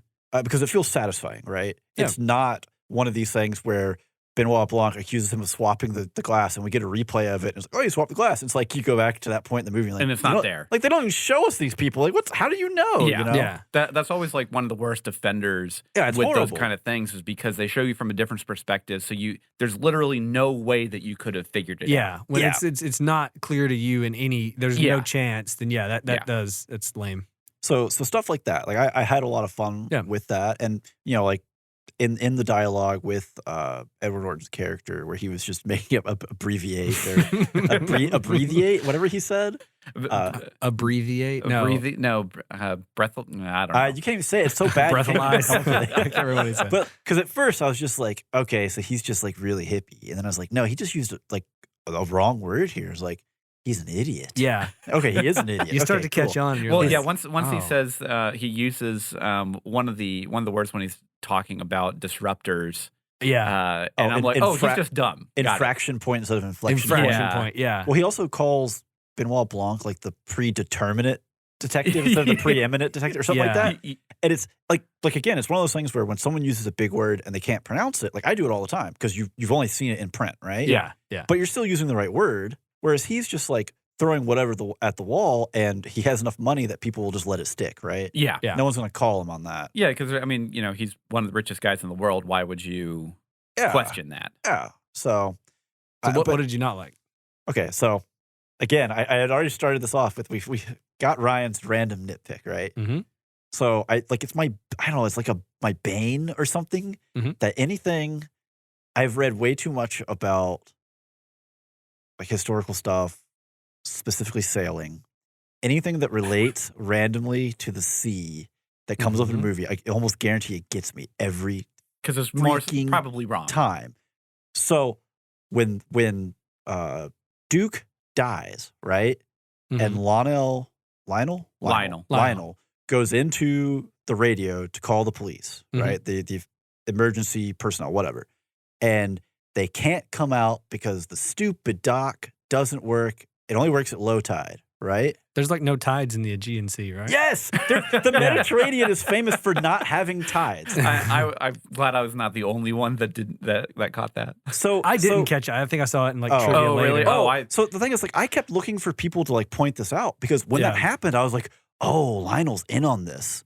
Like he's running a scam. Like is this something that Benoit Blanc's character, like he's gonna know? Like that he should be aware of these kind of things, right? And it never paid off. They just accepted the idea that like the Mediterranean has like 4 foot high tide or something. Right. And it's just when you can't actually, what? You absolute walnuts. Like I've been going through picking up these neat little clues the whole like, ooh, piece of candy, ooh, piece of candy, ooh, piece of candy, ooh, bleh. Oh, that's like the bad, like the bad candy on Halloween kind of moment of like, oh, those like peanut shaped ones that are like a door stopper. Oh, yeah. It's just like rubber. Or like the ones where you're like, somehow it's chalky and yet chewy at the same time. Yeah, so it got me, and it really actually kind of ticked me off because I was just like, y'all did so well. And like, you even made a point. There's like, so much attention to detail in so many other areas. Spending a whole line of dialogue to try and and to justify why the police can't be there. And it's like, there's nothing. Like, let's be actually honest. If like, oh, someone died in suspected murder, there is nothing about the high tide that prevents the police from showing up. Yeah, they will just beach their boat. They'll just. But like you say, oh, the dock doesn't work at high tide. So what is it, like a foot underwater? Sounds like they're like 3 feet off the sand when they jump on this dock. That's underwater. It still works. You can still walk on it. Did he call it the Ionian Sea? Yes. What did he call it? Okay. Yeah. That was trying to remember. Because that was the thing that got me. Was like, oh, the Ionian Sea, and he corrected the Aegean Sea. It's like, man, they're being like really on top of things here. It's like, so the tide's too high. It's like, oh, that's not a thing. Really? And then all the disbelief dollars just come grinding to a halt. Well, it just because it's such a big point. Like it was the same thing for Knives Out, where it was like, well, it's too much for like an ambulance to get out there, right? It's too remote, and they tried to play the same kind of card. Well, it's too inaccessible. Yeah, and it's like, but one, you need to find a better reason for it to be inaccessible, and two, like a storm. So for me, I didn't catch that because I didn't know that about the Aegean Sea. I don't know about most seas. Like whatever. I know water flows. The moon moves it around. It's called the tide. Cool. Well, and like from some places' perspective, like when you go other places in the world, you're like high tide, low tide, the difference is 60 and 50 feet. Like it's a believable problem. Yeah. Just not in the Mediterranean. Just not in the Mediterranean. I just, again, clueless on that. Read it more. It's just it was like a feature, another feature of the dock and how badly designed it's style over substance. I mean, if we want to play real semantics, like he says at the beginning, oh, the island has a support staff of 50 people. They don't bring in enough groceries to feed 50 people on that little rinky-dinky thing. There's another dock on the backside of the island that the help uses to go out and shop like with. Maybe they have to fish for their food. I don't think you can go fishing for milk. I don't. Yeah, there's a lot of You'd be surprised. problems with them, like basically them saying that he has like 50 people on staff, and it's like, well, if that's the only dock, then that just doesn't make any sense. I mean, the helicopters exist, y'all. So like, sure, he's rich enough to have gross milk flown to the island. Do you know who also has helicopters? Who's that? Police. Maybe not in that small Greece. town, but I don't know, man. Greece. I'll say you think the Greece? Greece? I think it's Grecian. I think that's correct. Yeah, the Grecian government would miss a chance of going out and like indemnifying a billionaire, a multi-billionaire. I don't know enough about the Grecian government to be honest. They love the money, I'm sure. Yeah, they're perpetually broke. Yeah. Okay. Yeah. Cool. Andrew, what did you think about the plot? First, before you go off. Oh, sorry. I have one more. I'm not going to use it now. I'm going to see what Andrew hits. Okay. And I want to. I'll throw it in there if it's still loose. Before you go off, what did you like about the plot? I liked everything up until the reveal that she had a twin sister. Okay. So like the midpoint of the movie, basically. Yeah. Everything up until that point, I was really on board. Okay. Yeah, I was honestly also really enjoying Not the exactly like they revealed that it was a twin sister, but like the circumstances around the reveal Yeah. in real time for the movie. So okay. what bothered you so much about it? Because it is a solution to a problem that one, there's like clearly like these people have been together for many years, right? Like of like building their brands and being, there is 0% chance that none of them knew that she didn't have a sister. Sure. Okay, Like- so I think one of them, they mentioned that she's mentioned her sister before. Yeah. So I do want to say this, right? Yeah, Catherine Hahn, I think. So- Yeah. Up until basically the point where Duke's phone goes off and he gets the ding and it's actually the announcement of her death, right? They may be suspicious. Hey, there's something off with Andy. Yeah. But there's no reason for them to suppose that it is her twin. Yeah, no, that is absolutely true. And that's not really my biggest sticking point here. Okay. The big problem for me is the fact that it is a solution to a problem that is unpredictable from the audience's perspective. There is basically no possible way that you could look at the film up until that point and say she has a twin sister. And anticipate this and problem. anticipate and figure out the actual solution to the problem before it happens. But do you have to have every single movie do that? Like You need to at least leave some level of breadcrumbs you want in some there. kind of breadcrumb I mean, no matter what. give me the same level of like the pineapple breadcrumb, right? Give me some kind of like just a like message a or small something. mention, something well, I think somewhere. they kind of It's in the announcement of her death. Like at the Yeah. bottom, it says survived by her twin sister. But like even if it's just a shot of Andy, I don't know, like in her house or something, where she goes past the fridge and there's a photo of of two of them on it. identical. Yeah, like, Sure, like yeah. if you just do that in passing, you let the camera linger on it for an extra second. But I Not mean, even that. Catherine Not Hahn even does that, say just something's in up. passing. Yeah, Like, there people have tiny hints, but it's not like explicit that she could be a sister. Yeah. that's kind of the thing. Is it's you go into these films as an analytical person like myself or whatever, and you are trying to figure it out before the reveal actually happens. Yeah. And the second that reveal happens, I'm like, oh, Edward Norton did it. Easy. Okay. Like there was literally no question at that point because there's no other motive outside of, the red herring. It's like, oh, well, she, for whatever reason, being a not a smart character, emailed everyone saying, hey, I have proof that's going to put him under. Basically, like at that point, there's no other reason why anyone had a motive to actually murder her. I disagree I mean, with every fiber of my being. They all perjured. All of them perjured had reasons to themselves do it. Yeah. based on that.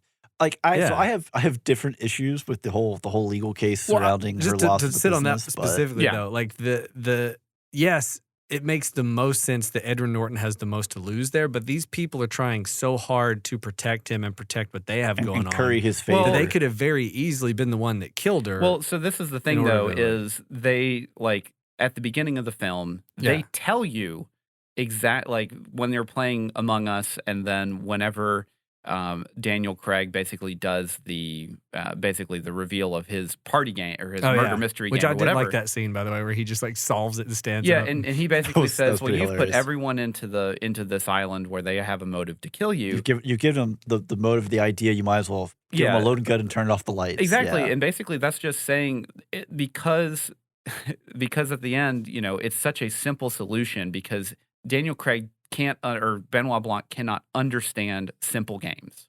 He does Right. he just doesn't get it because Yeah. they're too simple. That is clearly like the obvious solution here is like, well, obviously it's just the dude that invited everyone over. He's the murderer. And the second that it's revealed that she's the twin sister, there's just no question in my mind. I'm like, well, yeah, it's him because it's Okay. supposed to be the simplest possible solution. There's no convolution at all in this. Yeah. It wasn't like that for me. I don't know. Like, Yeah. so like, No, so we were yeah. watching it and I was like, okay, cool. I know the rest of the film. I don't need to watch any of this anymore. Okay. And then we got all the way to the point to where, like everything's being revealed and, Yeah. Helen shows up with the envelope and he burns the envelope because she's holding it close to Because him. she's an idiot. Yeah, yeah, 'cause- that was like, come on, because lady. characters are dumb. That's fine.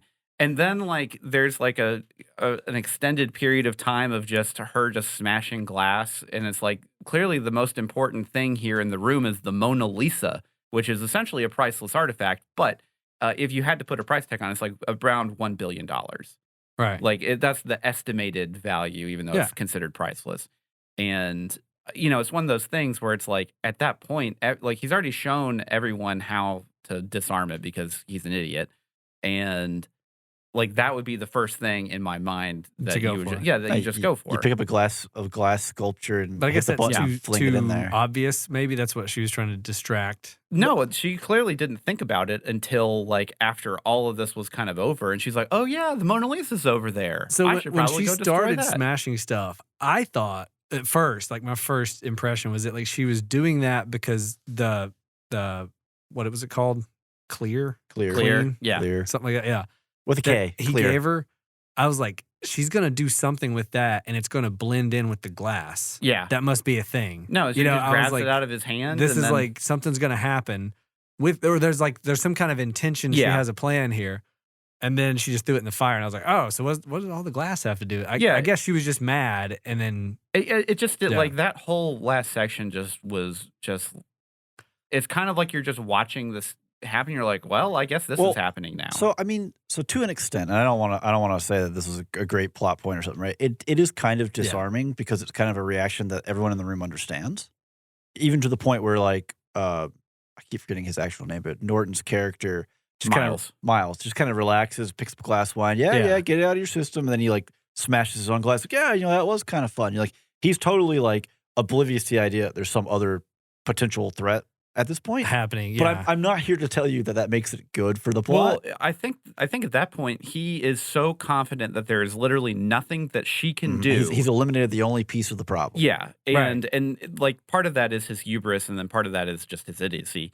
But it's one of those things where like at that point he's just so confident that there's just nothing that can be done. He's just like, yeah, sure, do whatever you want. And then when he realizes, hey, this is about to get out of hand real quick because I let this happen, he reacts. Then he reacts. Yeah, and just that whole the whole final act just completely destroyed it for me. Okay. Yeah, I don't know. I mean, like, and then I also didn't like the whole format of like, oh, here's the reveal, and now we're going to show you every piece of information that you need to know to have context about what's going to happen in the last 10 minutes of this film. The info dump in the middle of the film. Like, I liked that. So I liked it because it was like we're seeing a second side of everything. Like we get to see like when she sat down in the chair, the first reveal when Kate Hudson, Birdie takes off her hat and she's like right there beside her. I love now that. we get to see her leading up to it. Well, in like a couple, I think that they could have just shortened it a little bit. Yeah, they do. I agree there. It definitely did kind of go on a bit. It kept going. I was like, okay, cool. We're just going to get like 2 or 3 conversations, and then we're going to get right back to it. We're going to have some no, we're here for like 30 minutes. Got it. Yeah, they did go several scenes too far with that. And they could have done shorter scenes maybe. Like I like the idea, kind of like the challenge of, well, let's move the info dump to the middle instead of the end.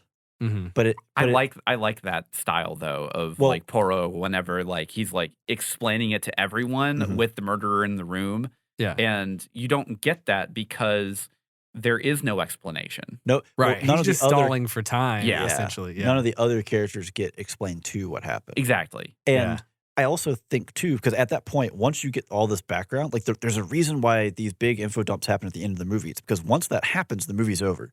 The suspense is ended. And so when you get that in the middle, you just kind of killed.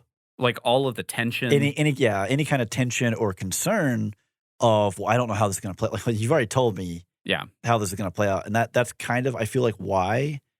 Like I get the concept that he's going for. Well, let's put it in the middle. Let's do something kind of different here. Right. But I think like you're kind of fighting against almost like the physics of how that plot has to work. And it just doesn't work as well. For me, though, like I thought Ed Norton was going to die the whole time, like at the beginning of the movie. I thought that's what he was having, this fake murder mystery, and he was going to actually get killed, and then the things was going to start rolling. So when he doesn't die and Dave Bautista dies, I was like, okay, this is a different idea. Up but then until it's not that point, right? Like Andrew was in. I was in. Like we were I in was like, movie. oh, cool. Yeah, I thought Edward Norton was going to die too. Yeah, same. Yeah.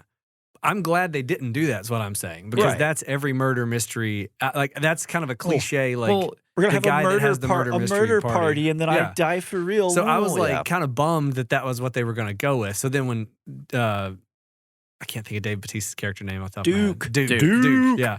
When Duke dies, I was like, whoa, hold on. And then when it turns out it's really, you're trying to figure out who killed Andy. Andy. I wanted to say Angie. Yeah. I was like, that's not it. Andy.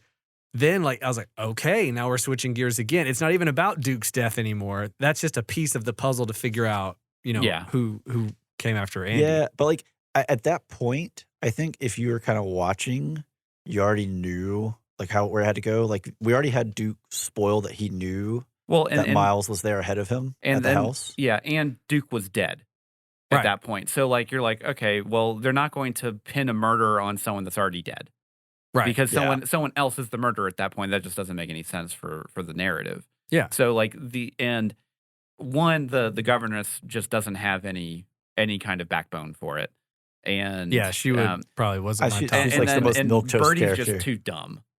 Peg could have done it, but not Birdie. Yeah. And that's the thing is like it, like the whole point of the film, and they tell you at the beginning is, Among Us is too simple.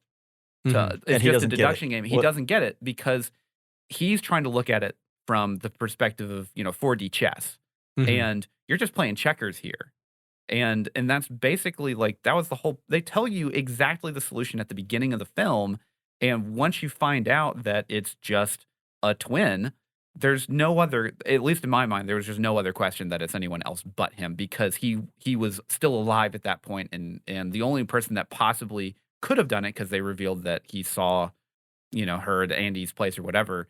He was already dead. I don't know. Yeah, but that came after.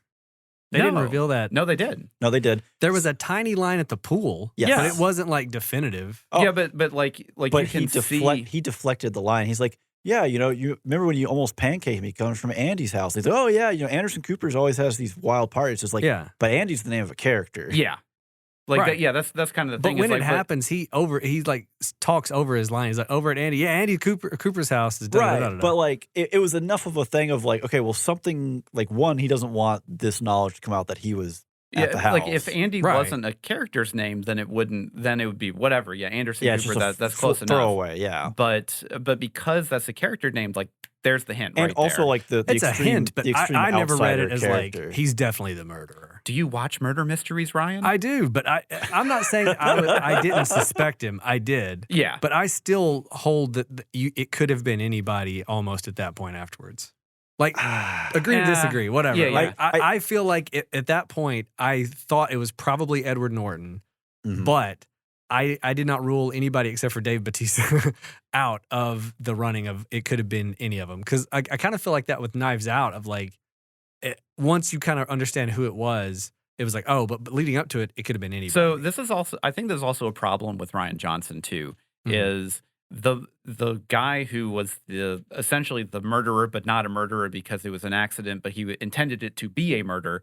Like he was the most obvious choice the entire film. There was never any red herrings throughout Knives Out that were like, oh, it could be this person. People do have motives for it, but he was clearly like, he's just the heel. Like he's clearly the guy that. And that's also kind of a problem with these style of whodunit, because I almost don't want to call it a whodunit, like a murder mystery, right? Yeah. Because I feel like in a classic whodunit, so like if you go back to like, and then there were none, right? Mm-hmm.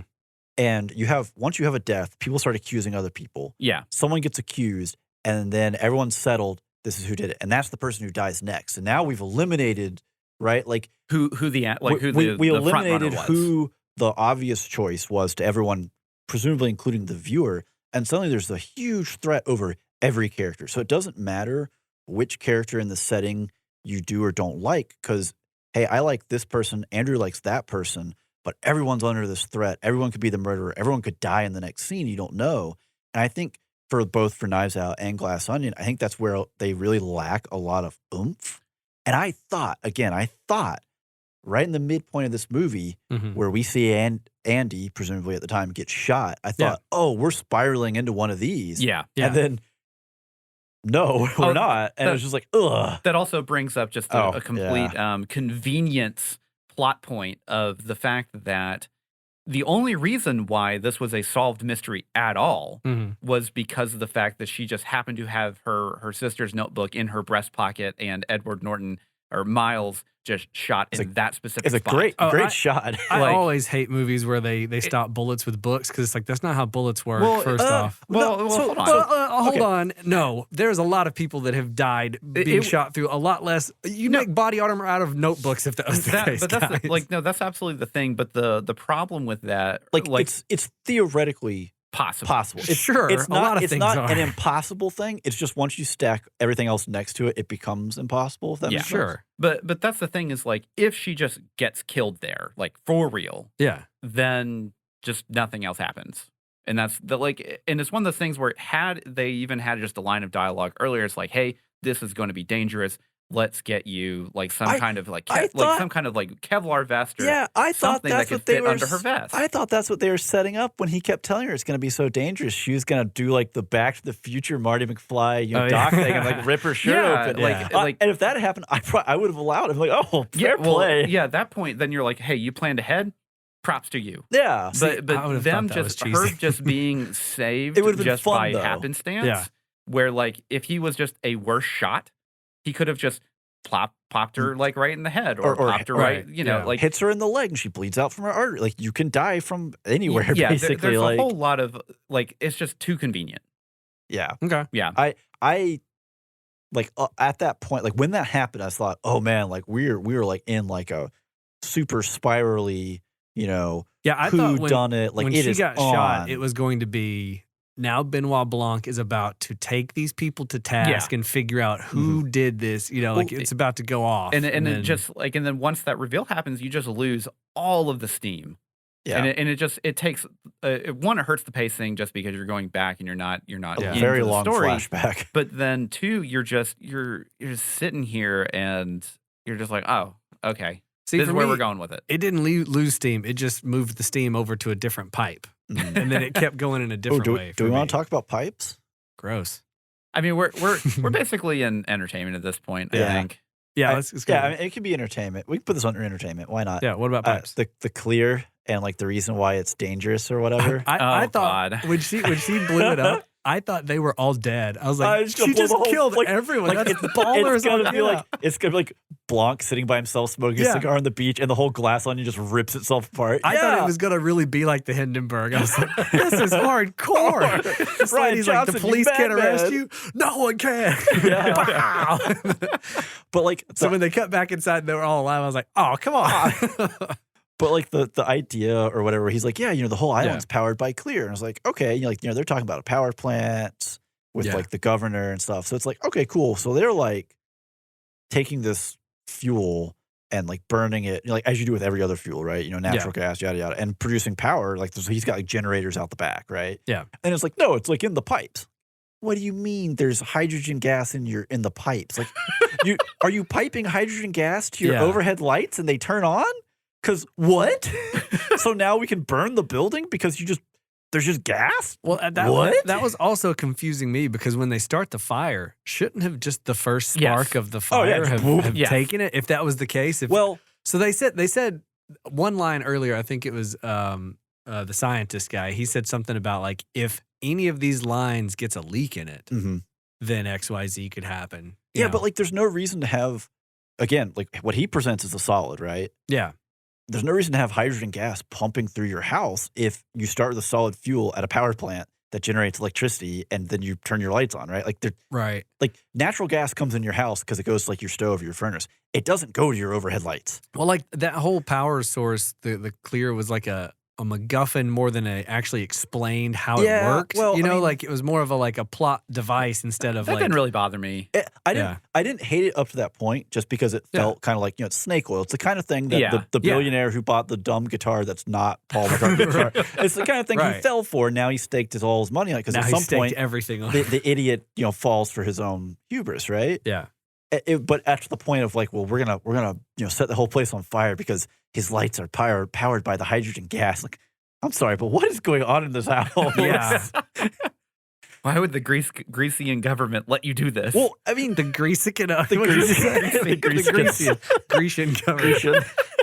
But I mean, He probably owns the island. They're like, do whatever you got to do out there. Yeah, man. I mean- glass onion, whatever, hydrogen lights, cool. I don't know. It's just one of these things like watching it happen. I was like, but why is everything on fire? Why is there like I get the idea of like the first spark probably doesn't do it. Hydrogen's lighter than air. It's up at the roof, right? There's none of it around that level, and then once the flame goes up, it sets it on fire. Oh, okay, maybe that's. But it's just kind of like, but why is there hydrogen everywhere? Like, what? Right. You just like, I love this thing so much, I just want it in my roof. Just I let mean, it the leak. guy's dumb. Yeah, I know he is dumb. but We've established that. But like, we still had people who had to like install something, or like, like. I do want to shout out when Birdie's character was like, the sweatpants, clueless sweatshop. Yes, Kate Hudson that was has funny. Oh my Kate God, Hudson laughed. has her own brand of, it's called Fabletics. That are like basically sweatpants. I mean, they're like yoga pants and stuff. But I was like, oh God. I did like that interaction whenever they're just like, wait, please don't tell me you thought sweatpants or sweatshops is where sweatpants were made. It's where sweatpants are was made. like, sounds good. And then some kind of emoji. Yeah, it was like sounds, that's perfect or whatever. Yeah, Yeah. Yeah, like those little bits were quite fun. Well, and I liked when they were doing the recap. Just random. Entertainment wise, I thought it was fine. I was entertained, but it wasn't as good as Knives Out. I mean, we're laughing about it, right? We're laughing about it. I did like in the recap when you find out that like Duke was getting whiskey to seduce Miles. Yeah. Instead of it being like he caught I did her. like that. You know, I did like that twist. Yeah. I actually hated that.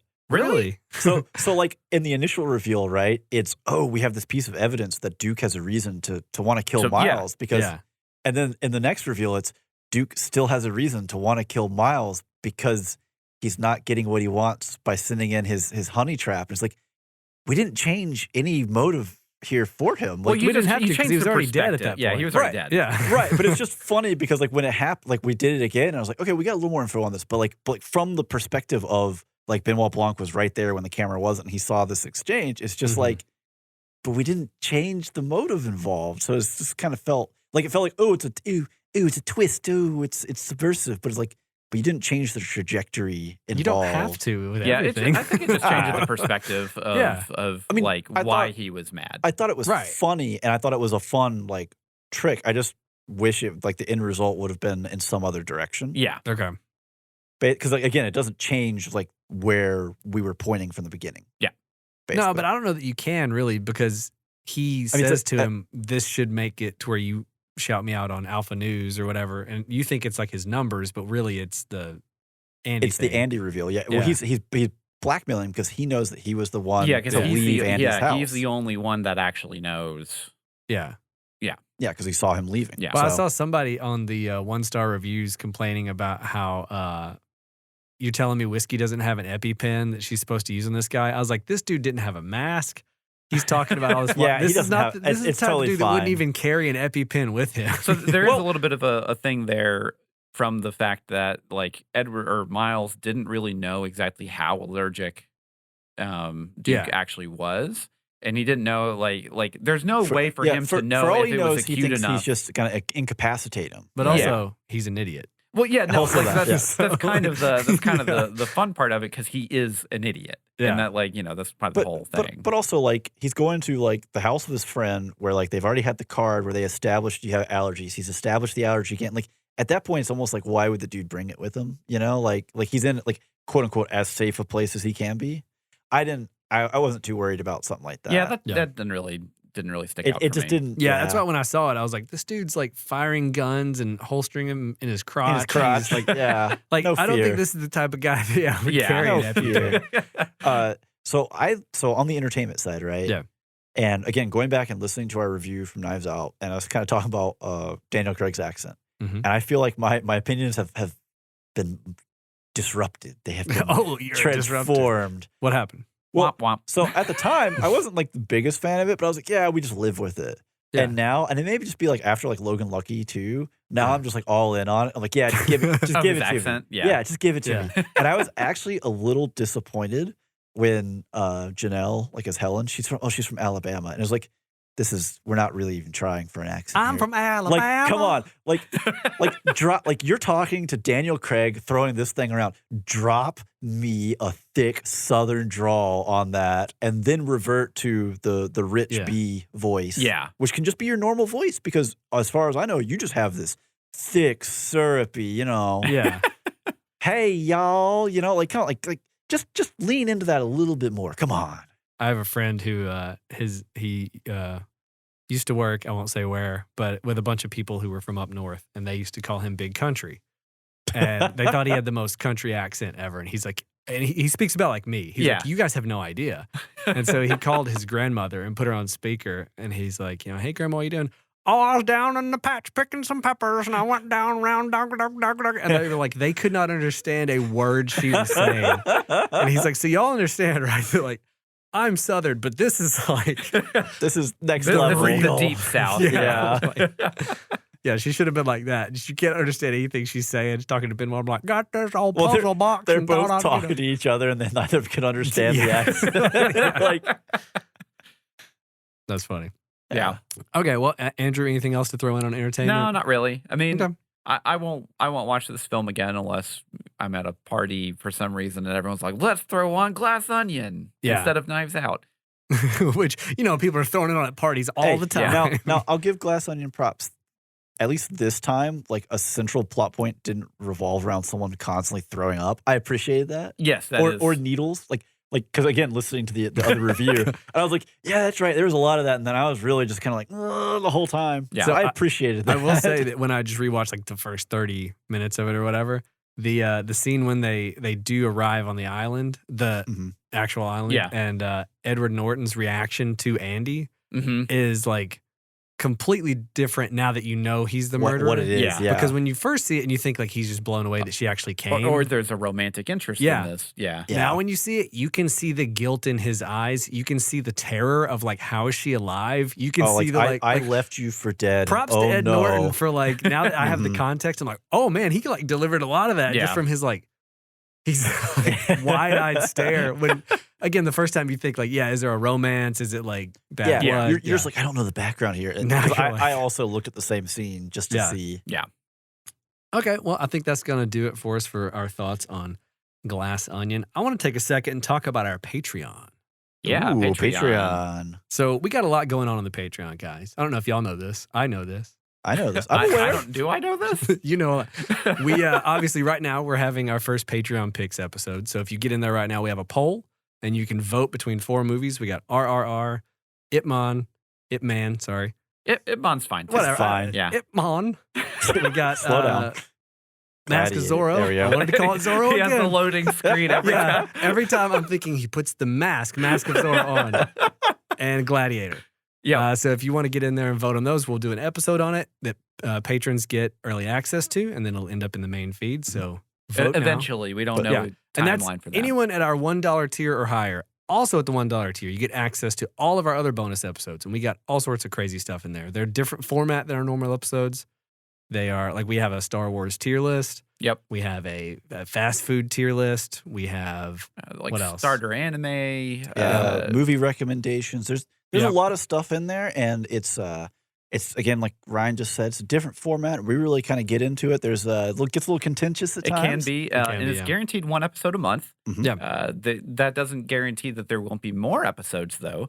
Because there can be. Yeah, there could be. It's entirely possible. Yeah, we will do at least one a month. Yep, possibly more. Mm-hmm. Yeah. Also, on that note, we also want to just shout out and thank you to all of our current patrons for all of your patrons. To all of our current patrons for your continued support. It helps keep the lights on, keeps things running. Yeah, absolutely. You guys and gals are the best. Your support's amazing, and we appreciate it. We do appreciate it. If you can't spare $1, we would love it if you'd leave us a review on your favorite podcast service, or just share it with a friend. Just text one person. No, not or, both. Okay, both. Leave Both us a is good. review. Both is good. And also, text your Uncle Larry or like your friend Ray Ray. Aunt Irma. Whoever. This got real southern. Slow down. Text your Uncle Larry. Tell him about our show. Yeah. All right. Well, until next time, I'm Ryan. I'm Andrew. I'm Steven. And every spoiler was intended.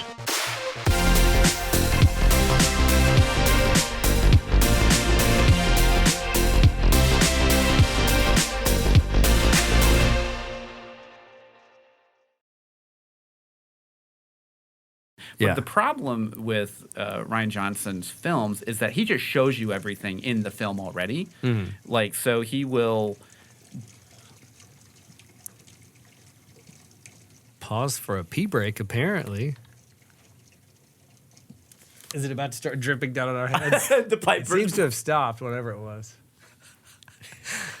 I was like, am I hearing that? Okay, sorry about that. Yeah. Let me slide it. It was the dishwasher. No clean dishes for you. All right.